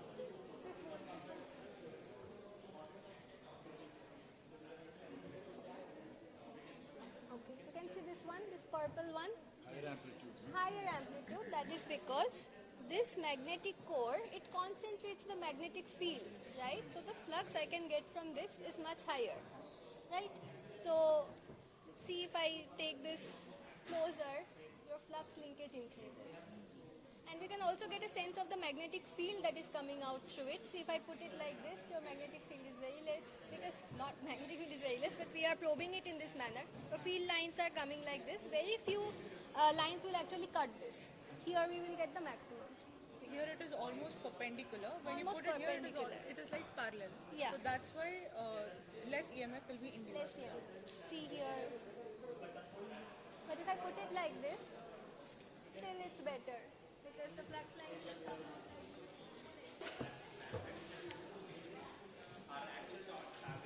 To reach 60 kilowatt. Okay, I want. Oh. I can clip it. Okay. So our actual target is to meet 60 kilowatt, 60,000 RPM. So in that process, we have built two prototypes, the prototype 1 and prototype 2. So prototype 1 is 10,000 RPM machine, 5 kilowatt. Prototype 2 is 7.5 kilowatt machine, and it is 30,000 RPM. So this, when it runs, it feels like there is an aeroplane moving around. So because of the speed, you can imagine, right? So it's a water cooled machine, and then oil lubricated bearings. So that is our second prototype. In order to run these machines, as you can see that I need to inject some currents into this. So in order to do that, we need to use those converters. So for that, we have built our own converters and whatever essential circuits around it. So you can see this. This is our prototype 1. As you can see here, and this is one piece of it. Here you can also see that there are fins on top of this. Usually what happens in machines is they will have a smooth surface. On top of it they will fit one outer covering for fins to dissipate it. So what we have done is, since heat is copper will be here, core losses will be here. So to ease the conduction of heat, this has been proposed. This is one thing. And another thing is, we have proposed solid rotor for this kind of applications. Usually you have idea of laminations. So basically this is laminations. Okay, we will stack together multiple, thin layered things. That is called laminations. Usually, sure. So rotor is also usually made out of that. There will be laminated part and there will be shaft part. So that will be shrink fit. That means you will heat the laminated part, the hole expands, and then you drop it, and at room temperature it will hold it. But as we said, our temperatures are much higher. There, these thermal expansions of two metals will be different. So that can loosen up the interference fit. So we have proposed this single piece material where there is no shaft and lamination separation, but we are losing on losses here. So in order to improve that, again we have proposed one slitted rotor machine. So basically it's not lamination, still we are getting the advantages of a laminated material with the mechanical strength of a solid rotor. So that is basically it, and we are now targeting for 60,000 RPM, 60 kilowatt, which is under manufacturing. Yeah.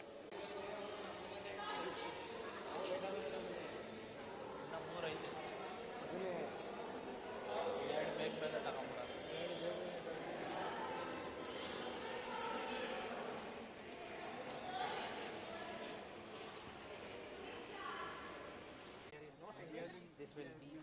We are basically optimizing everything. Excuse me.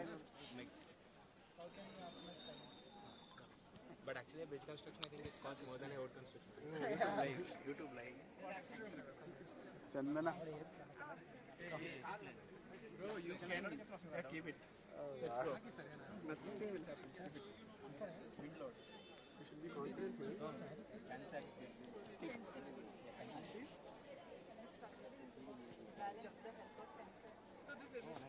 We are all what crowd manager. Okay. Okay. So this one here is a drawbridge. What we wanted to do was provide a roadway and a waterway at a intersection. So ship cannot pass through as bridge is there. So we are just lifting the bridge so a ship can pass. You guys might have a question that why we are not building this thing at height. But at a greater height, there will be a problem of earthquake and wind loads. As at those height, these loads are dominant forces. Designing for those loads, our section would be greater. So which will lead to uneconomical designs. So to avoid that, we are using this thing. Similar kind of mechanism is used in London Bridge, Michigan Bridge, and one in Rameshwaram, Pamban Bridge.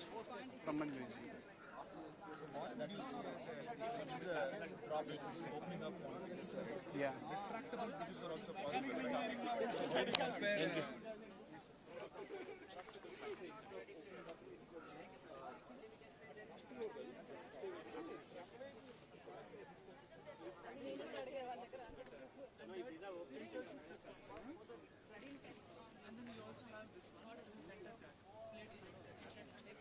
already loaded. Stress distribution also we can Okay, so this, yeah, you can see the stress distribution as well, right? So which kind of light of this is? That is a white light. that is a white light. If we are using like monochromatic light, then we won't get colors. We'll get the intensity by like dark stripe, small stripe, like that we'll get. And the thing we are using here, polarizer, because that is an LCD light. So in LCD light there is already a polarizer. So already we are getting polarized light. So we need to only use one polarizer. Yes. If we use two, then it will cancel out. So Yeah. If it is a normal between them to 90 degrees. If it is just a source of light, we need to use another polarizer in between and make it 90 degrees. Yeah. So right now, the principle here is this material is photosensitive.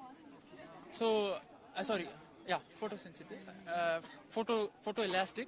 When subjected to a certain stress, right? The stress changes the optical properties. So then double refraction happens. It's a birefringent material. Yeah, it's like calcite. So it sends out a refracted wave at a different.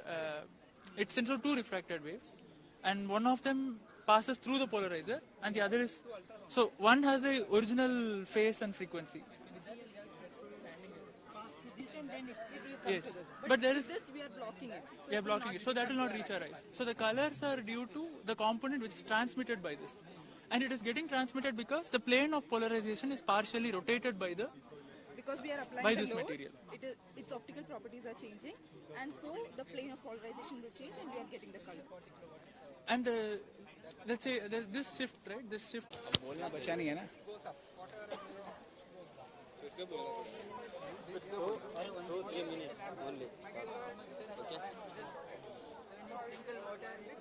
सही है? हाँ. So I'll disturb this system, and you'll see how small peaks will become the large peak. Just ignore the bubbles, right? And so yeah, so this is called as Kelvin-Helmholtz instability.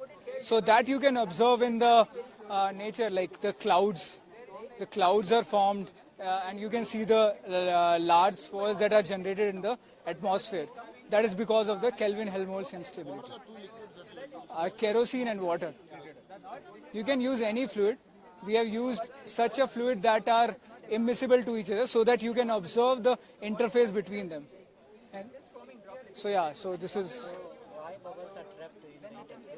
because we haven't put it properly. Like it should be in a slow speed. We should have. No. Actually, we should have filled it at the slower rate, so that the air does not get trapped in between. So yeah. Thanks.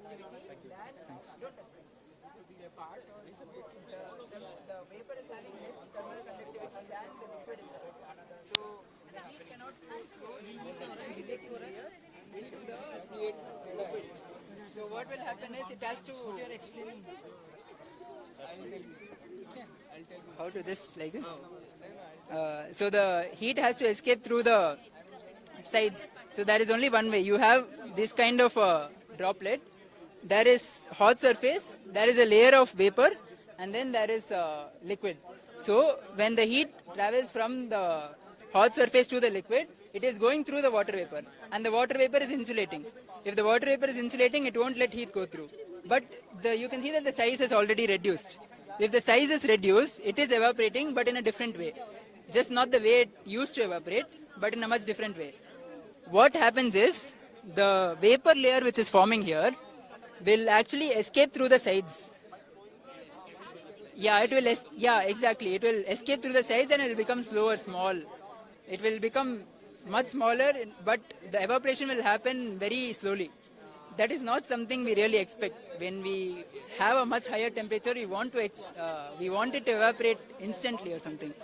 And one more thing is, what do you think will happen if we don't give enough space for the liquid for the vapor to escape? We will see that it is forming bubbles. It will form bubbles through the center. So there is only one way for it to escape. So you can see the bubbles which are forming, right? That is because there is no way to escape. So the only way that it will come out of is through the center, and it will just form bubbles. These are just vapor bubbles, and just to stabilize them, I have added some soap solution so that you can see them. Or else, generally water bubbles are much less stable, right? So we play with soap solutions and all because they are more, you can see the bubbles. Yeah.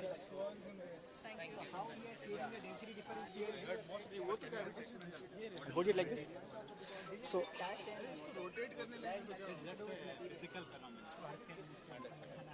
here we are showing flow due to density difference. So to create the density difference, what we are doing here, we have a heater. So the bottom surface of the liquid is being heated, and the top surface of the fluid layer is at a relatively lower temperature. Okay. So the bottom layer of the fluid being at a high temperature has low density, and the top layer of the fluid being at a lower temperature has high density. So what is happening? The low density fluid is coming up and the high density fluid is going down. So due to this density difference, the flow is happening, and the flows due to density differences are called natural convection. So here we have used silicone oil for the demonstration purpose. If you see here, from the center the fluid is coming out, and from these edges, no, the fluid is going down. Actually. So you can observe here. If you see, no, slowly it is coming up. Here. Silicone oil we have used. Silicone oil we have used as a fluid. And we can see aluminum particles. We have. And this kind of flow due to natural convection you can see when you are cooking food every day. Right there. From the body, human body, you are losing heat by natural convection. So the wind currents that we see in the atmosphere, that happens due to this natural convection. And the convection due to the molten, inside in the molten lava within the Earth's surface, that also you see due to natural convection. Okay. Yeah. ये tendency क्यों है?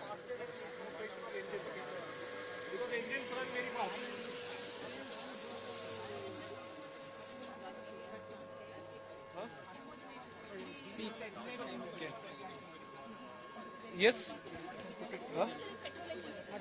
Yes. So this is basically for gas turbine engines used in aeroplanes, flights. And this is a to the model atomizer. So in this, what happens is in this layer, right inside, in this layer, a liquid layer is formed on this surface. On the internal surface, a liquid layer is formed, thin layer is formed, and as we pressurize air through it, it hits on the surface and it breaks down the droplets to very fine size. Yes, we can do it in milk also. The thing is, there another process takes place. It's not for combustion, it's for vaporization of the liquid, and we get powder, milk powder.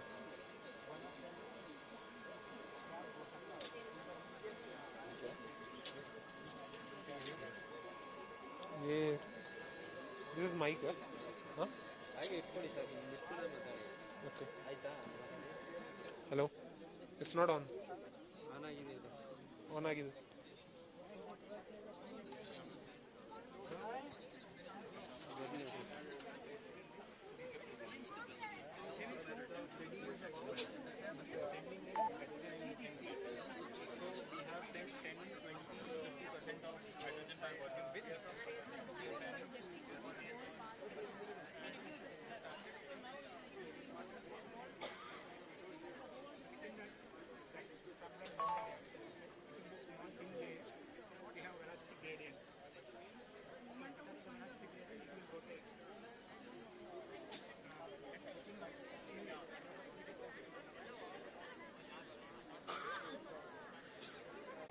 Bedke fish model, and here we are demonstrating how the fishes actually swim.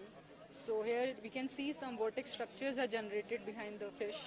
Because of this vortex structure, the fluid is getting a backward push and eventually creating a thrust force in the forward direction. So with this model we can study different parameters like the stiffness of the fish tail and different waveforms of oscillation. So for that purpose we have created this fish.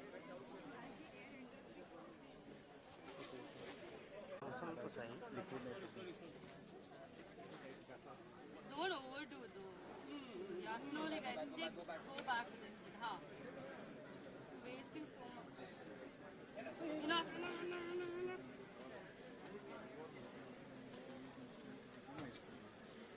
Okay. So it could matter. So we're gonna.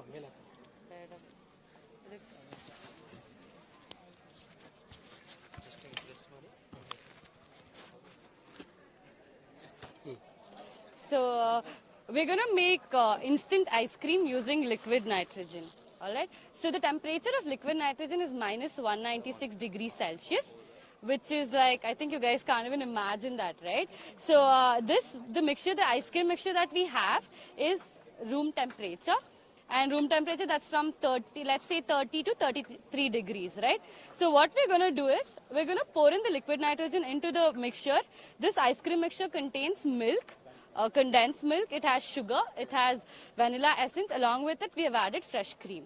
So what we're going to do is, when we pour in the liquid nitrogen, there's a burst kind of a reaction that happens, that is exchange of heat that takes place, and the fume that's going to come out is a nitrogen gas, and that gas, whatever it's going to come out will be as cold as, like when you open the refrigerator, you'll get the cool breeze, right? That will be 200 times more than what you'll experience right now. So we're just going to do that, demonstrate that now, so you can see. Yeah, we have the mixture. Yeah, I just explained. Yeah. So we're just going to pour in.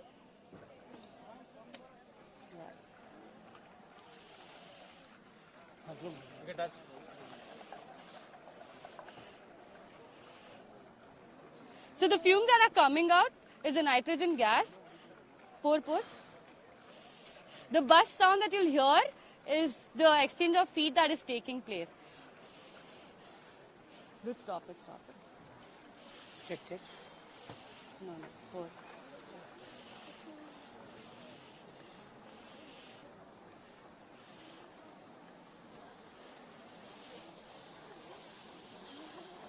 The burst sound you hear again, right? That is the exchange of heat that is solidifying the milk here.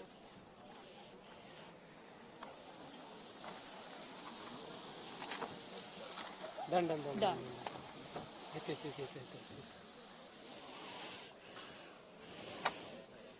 Yeah. So the ice cream's ready.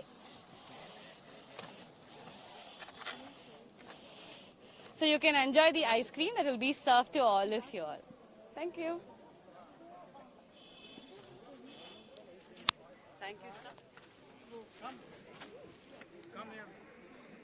See, instant ice cream.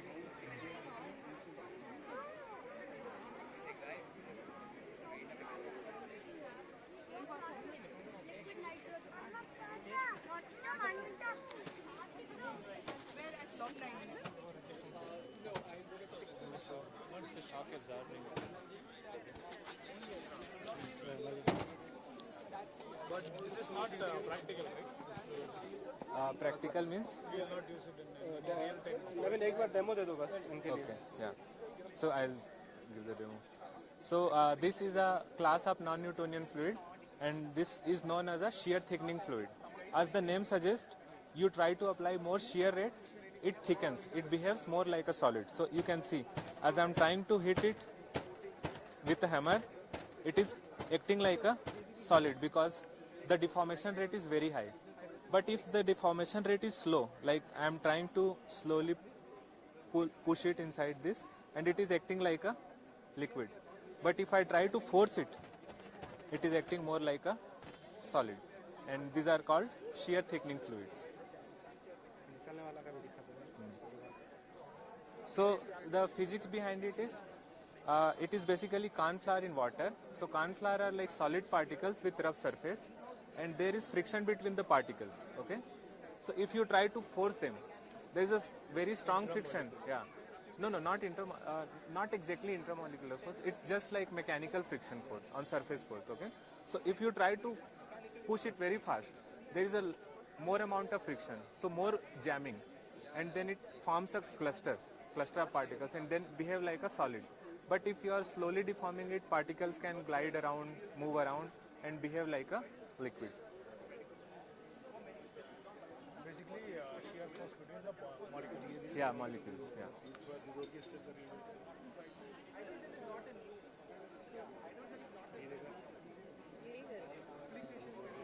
So you try one thing, just keep it there, let it sink down. And now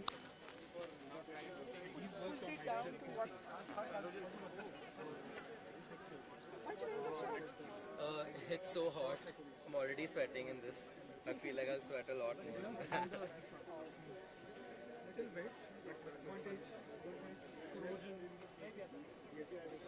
I'll wear that tomorrow because I'll be AC in the lab. I'll wear that tomorrow because I'll be AC in the lab.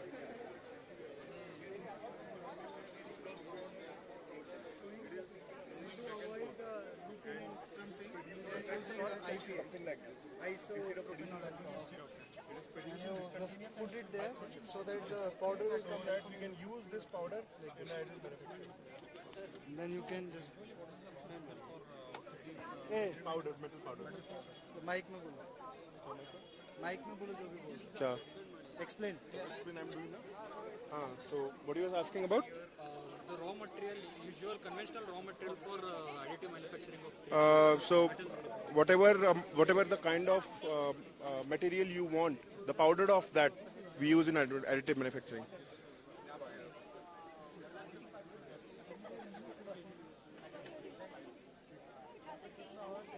So this is basically a typical stainless steel part we have manufactured through additive manufacturing. So this is the powder we use to manufacture this. These are the grain sizes. This is about this grain size. And then large view. Additive manufacturing. Yes. इसका powder को लेके ना हाँ, you can refer that video that is going to play after this one, I think. Okay, this powder you feed it into the 3D Yes. We have a nozzle to feed in a continuous fashion. because generally we use This is the powder. This is very costly.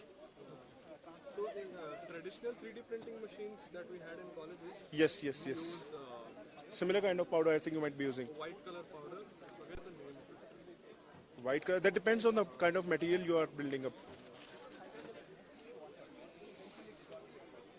Our major project was based on this. Okay. White color means you are depending on material only. Depending on Whether it is material. SS or MS or whatever.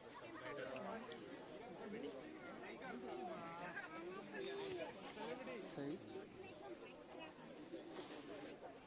this is the same mechanism for a tempered glass and windshield of a car, then bulletproof. Does the air get trapped inside that and when you broke the tail? Yeah, no, it's not like that. The head of the drop, no, that thing, it has a compressive stress around that, and inside that, inside that there will be a tensile stress. As we break the tail, it get directly access to the tensile stress, and the crack is getting propagated, and it is getting shattered. So the energy dissipation is Energy dissipation. Since it was compressive on that head, no, that's why it was not breaking. This is for our tempered glass, no, that tensile region is sandwiched by the two compressive regions. So if it is broken also, our fingers won't hurt because the crack is in the middle region, that is in the tensile region. That's what this is application of Rupert's drop. Thank you. Thank you.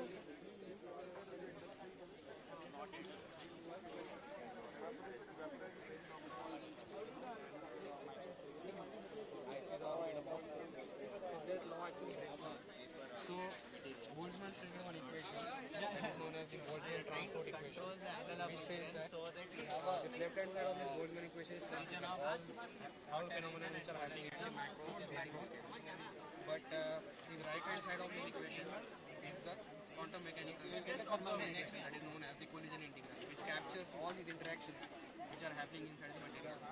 So, with the first principles calculation, it means that we don't have any adjustable parameter in our equation.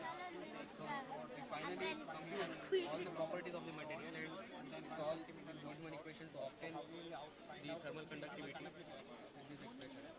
So this is all about the computational aspect of this study. But this calculated thermal conductivity should also be validated with our experiment. So there is one technique known as the transient reactivity experiment.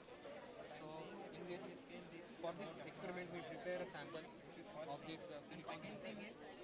So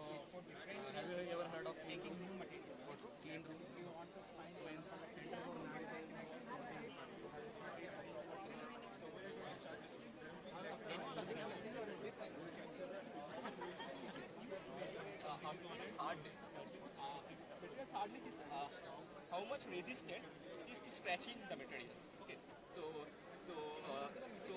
you take a specimen. There is something called an ultimate testing method. So it basically stretches the material or compresses it. Okay. Yeah. So basically, yeah, it measures that. So it measures material's hardness. So that concept is similar to exactly this. So you take a material specimen, you strike it, and based on the diameter of the diffraction, you basically measure the material's hardness. So that's how it is related to material property. It is a very important material property, material hardness. Hardness. And this is where it is used in say for example, you are trying to build something. Okay, so say in spaceship. Okay, so that material, it would be beneficial to have such a material that would be very much resistant to hardness or scratch.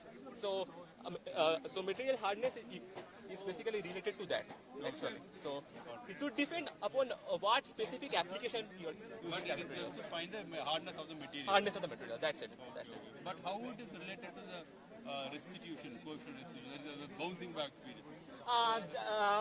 That exactly is not related to that, but this is actually you would study it in class 8 or 9 in physics. So that's to make you understand something. That's all. Thank you. Thank you. Your name? My name is Fauja. Thank you. Hi, nice to meet you. Okay. Okay. Okay. Okay.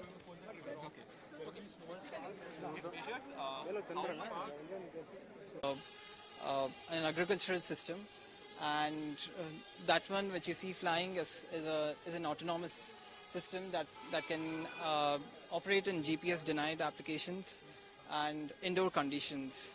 So apart from this, we have a couple of other applications that we work in. That's for example surveillance and logistics transportation. So we have a couple of other applications as well, such as this one, which is used for research purposes within IISc by different professors.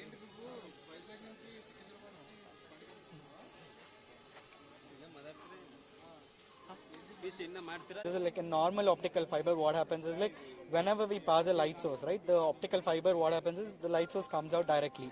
So whereas here we write as a grating inside the core region of the optical fiber in such a way that when we pass light source inside that, it actually back reflects. So that is what is being shown here. So whatever you see here is the back reflection which is happening. So the sensor is capable of measuring both strain and temperature variations.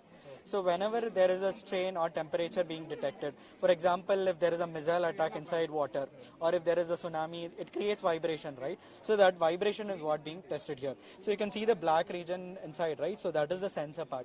So the sensor is actually 3 mm in region. So whenever there is a sound wave, Raja, so 2. So this is the real-time data being shown here. So whenever we apply some kind of vibration, so you can feel the vibration. So there is a vibration created, and that is what is being measured here. So that is what you can see, the periodic variations in the sensor. So at what frequency is somebody is attacking you? If somebody is attacking you, you should know what frequency they are attacking, right? So that is why we go for FFT, a kind of filter, so which is being used. Since we are passing 250 Hertz as our frequency, you can just actually see a peak at 250 Hertz. So this is what is our work. Covering area? Covering area as of the proof of concept, it can cover up to 3 meters as of now. So in the actual region, it can cover much miles actually. So ಇಲ್ಲ ಇದು vibrations create ಆಗಕ್ಕೆ start ಆಗುತ್ತೆ. So every time ಅದು vibrations create ಆದಾಗ ಅದು frequency ಯಾವ್ದು ಅಂತ very ಆಗ್ತಾ ಹೋಗುತ್ತೆ. ಸೊ ಇವಾಗ ನಾವಲ್ಲಿ 250 ಅಂತ ಕೊಡ್ತಾ ಇದೀವಿ. ಸೊ ಆ ಫ್ರೀಕ್ವೆನ್ಸಿನ ಇನ್ಕ್ರೀಸ್ ಮಾಡಿದ್ರೆ it keeps changing. So that is what is happening here. But for the real application, you have to know the frequency at which. Usually we'll know at what range ಗೊತ್ತಿರುತ್ತೆ ನಮ್ಗೆ. ಈ range ಇಂದ ಈ ರೇಂಜ್ಗೆ ನಮ್ಗೆ missile attack ಆಗುತ್ತೆ, ಅಥವಾ ಈ range ಇಂದ ಈ ರೇಂಜ್ ನಾವು ನಡೆದ್ರೆ ಈ ವೈಬ್ರೇಷನ್ ಬರುತ್ತೆ. ಸೊ ಆ ಬೇಸ್ಡ್ ಆನ್ ದಟ್ ಅದು ತೋರಿಸುತ್ತದೆ.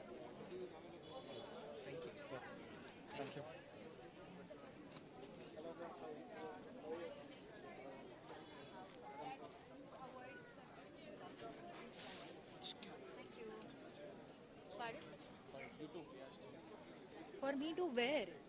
Where? Oh, okay. All right.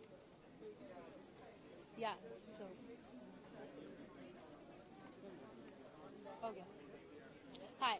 So, do you know what this is? What is this called? This is a simple pendulum, right? So, if I give it a nudge, it will move at a certain particular frequency, which is called its natural frequency, right? So, what I'm going to do is change a certain parameter related to the pendulum. So, can anyone of you tell me what is the frequency of the pendulum dependent on? The length, yeah, that is one thing. And so, actually, interestingly, the weight is not an issue. Even if I connect an elephant to this, it will move at the same frequency. Yeah, so gravity and length, these are the two things that dictate the frequency of this pendulum. Alright, so what I'm going to do is, I'm going to change the length of this pendulum and we'll see what happens. So let me just nudge this a little bit and put on the change of length. So notice that the change in length is not at any random frequency. It is at exactly twice the frequency of the simple pendulum, which we have found out by doing experiments. So just observe what happens if I keep changing the length at a particular frequency. So initially you saw that we started with a very small oscillation, right? You can see that it's slowly building up, right? So this build up is basically because of a phenomenon called as parametric amplification. So initially I nudged it a little, right? So that acts like a small signal, a small seed over which it can build. So the signal at the frequency F is being amplified because of this parametric oscillation that I am giving at 2F, right? So this phenomenon is actually useful and not useful in many circumstances. So one of the areas where it is to be avoided is actually while designing any architectural structures. So there was a disaster in USA about 80 years ago, which is called as a Tacoma Bridge disaster. So you are talking about turbulence leading to disaster. Yeah, not just turbulence. It's a very resonant process that is leading to this. Yes. Yes. So they built the bridge, but they did not take into consideration its natural frequency. Did they do such a mistake? Yes, this was 80 years ago. So they didn't take this into consideration. So what happened one day, it was very windy.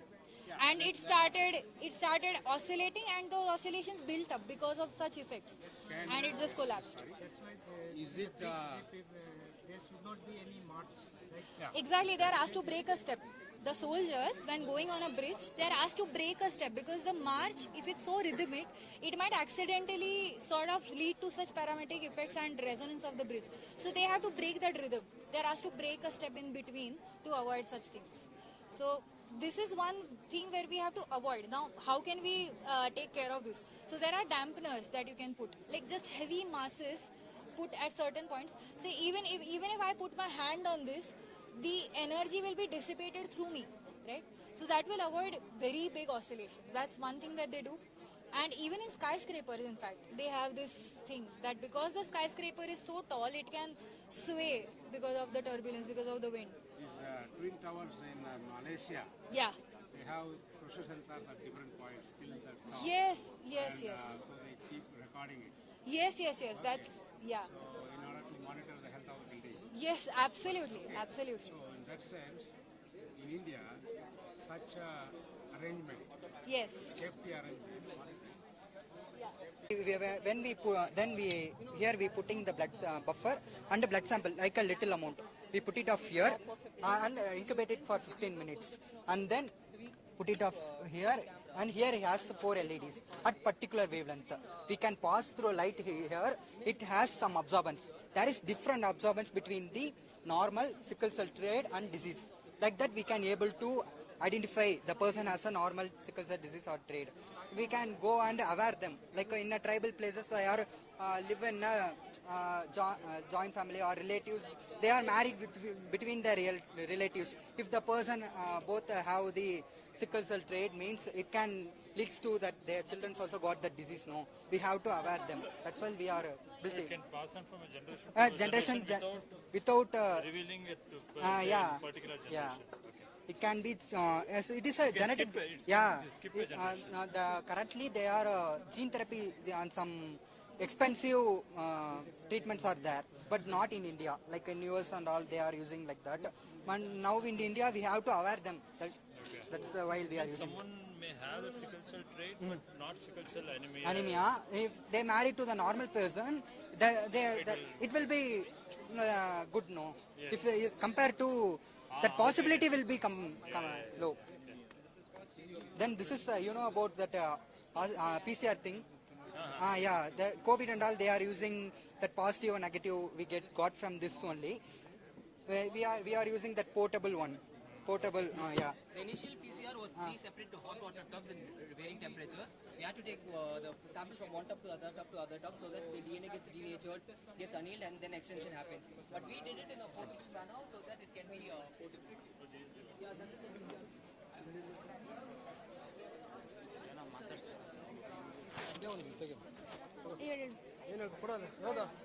ನಮ್ಮ mummy ಎಲ್ಲಿರುವ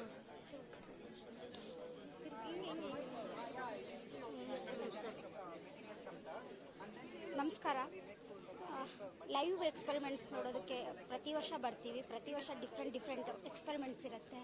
ಮಕ್ಕಳಿಗೆ motivation ಆಗುತ್ತೆ ಮತ್ತು ಇದರಿಂದ ಕಲಿಯೋದು ತುಂಬ ಇದೆ. ನಾವು ಇಂಥ ಪ್ಲೇಸಲ್ಲಿ ಇರೋದಕ್ಕೆ ಹೆಮ್ಮೆ ಅನಿಸುತ್ತೆ. Thank you Tata institute IAS. Good evening to one and all. So first of all, I like to say that being a part of an IASC, I am very proud that here you get to know every motivational things, so much things.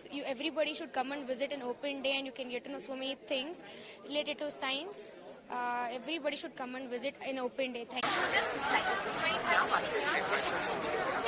But there's a law in physics which tells us the smallest size of the atom, the smallest size of the sample that we can see with optical microscope, it's just about 2 hundredths of nanometer. We really cannot see how the atom is. It's almost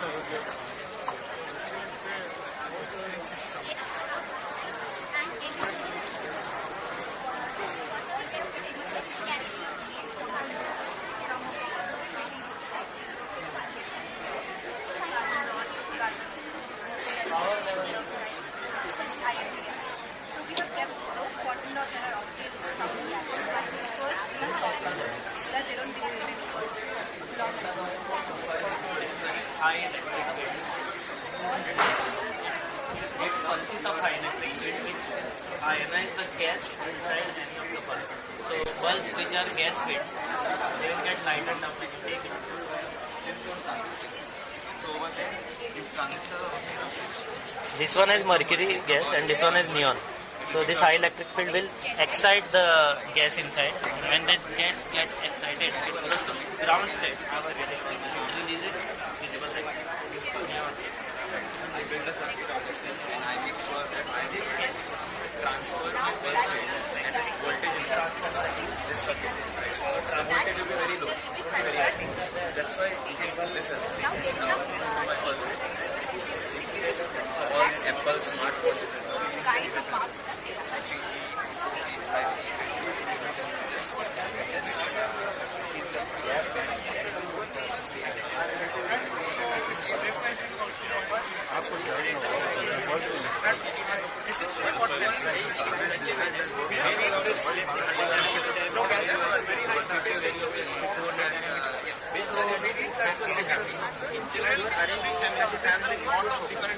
Because of their various properties. For example, this MOS2 WSB, these are all used for detectors, sensors to make this flexible electronics and transistors and all this.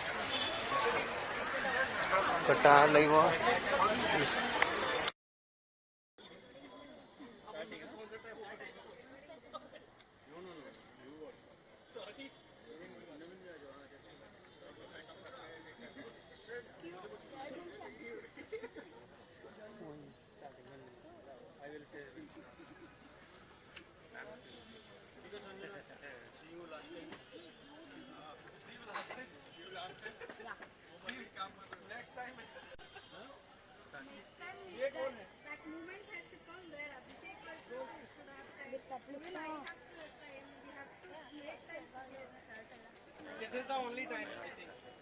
It's very difficult to find time. Absolutely, no, she is very busy. Hello, sir.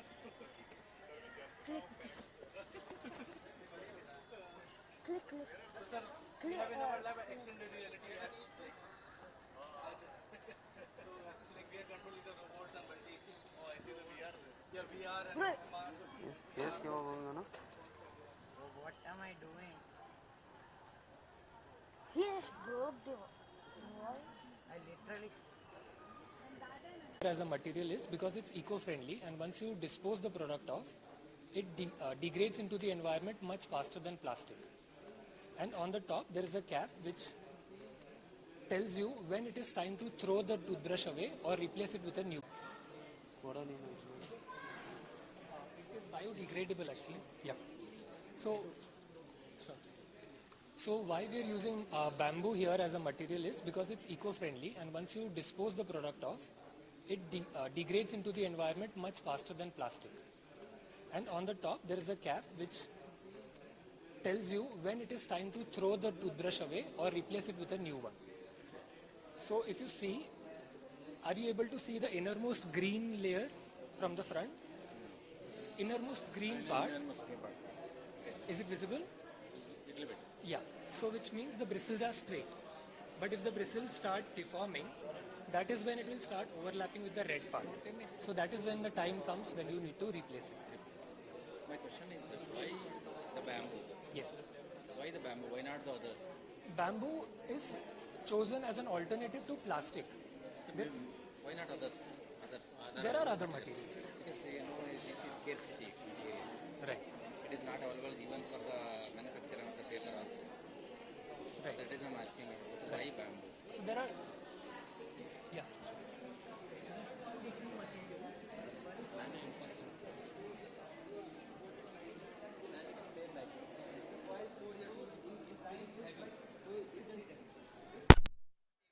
Just do it like this, sir. Using years.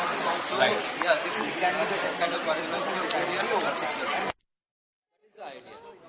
Have you tested it? Yeah, we have tested with some kids from Central School there. There is Kendriya Vidyalaya here.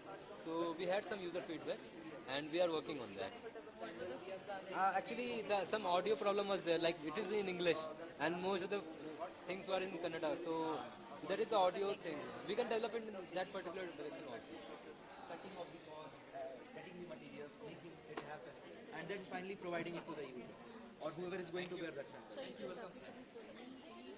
Yes.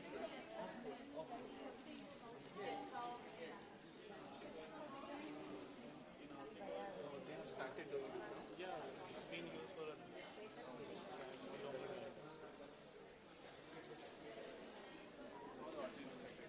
Yeah, we are using Raspberry Pi. At first, in this one, we were using two microcontrollers.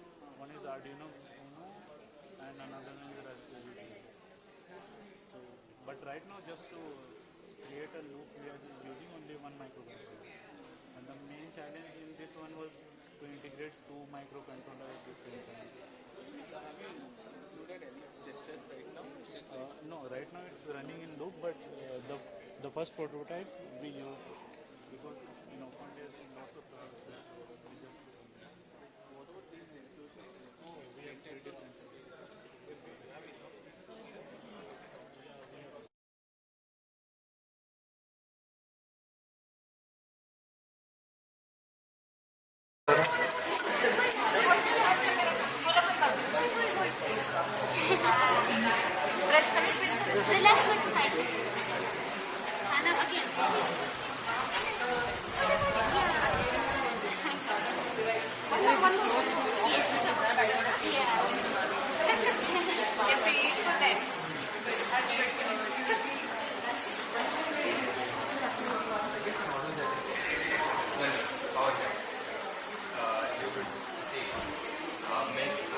Instead of using a regular power jack,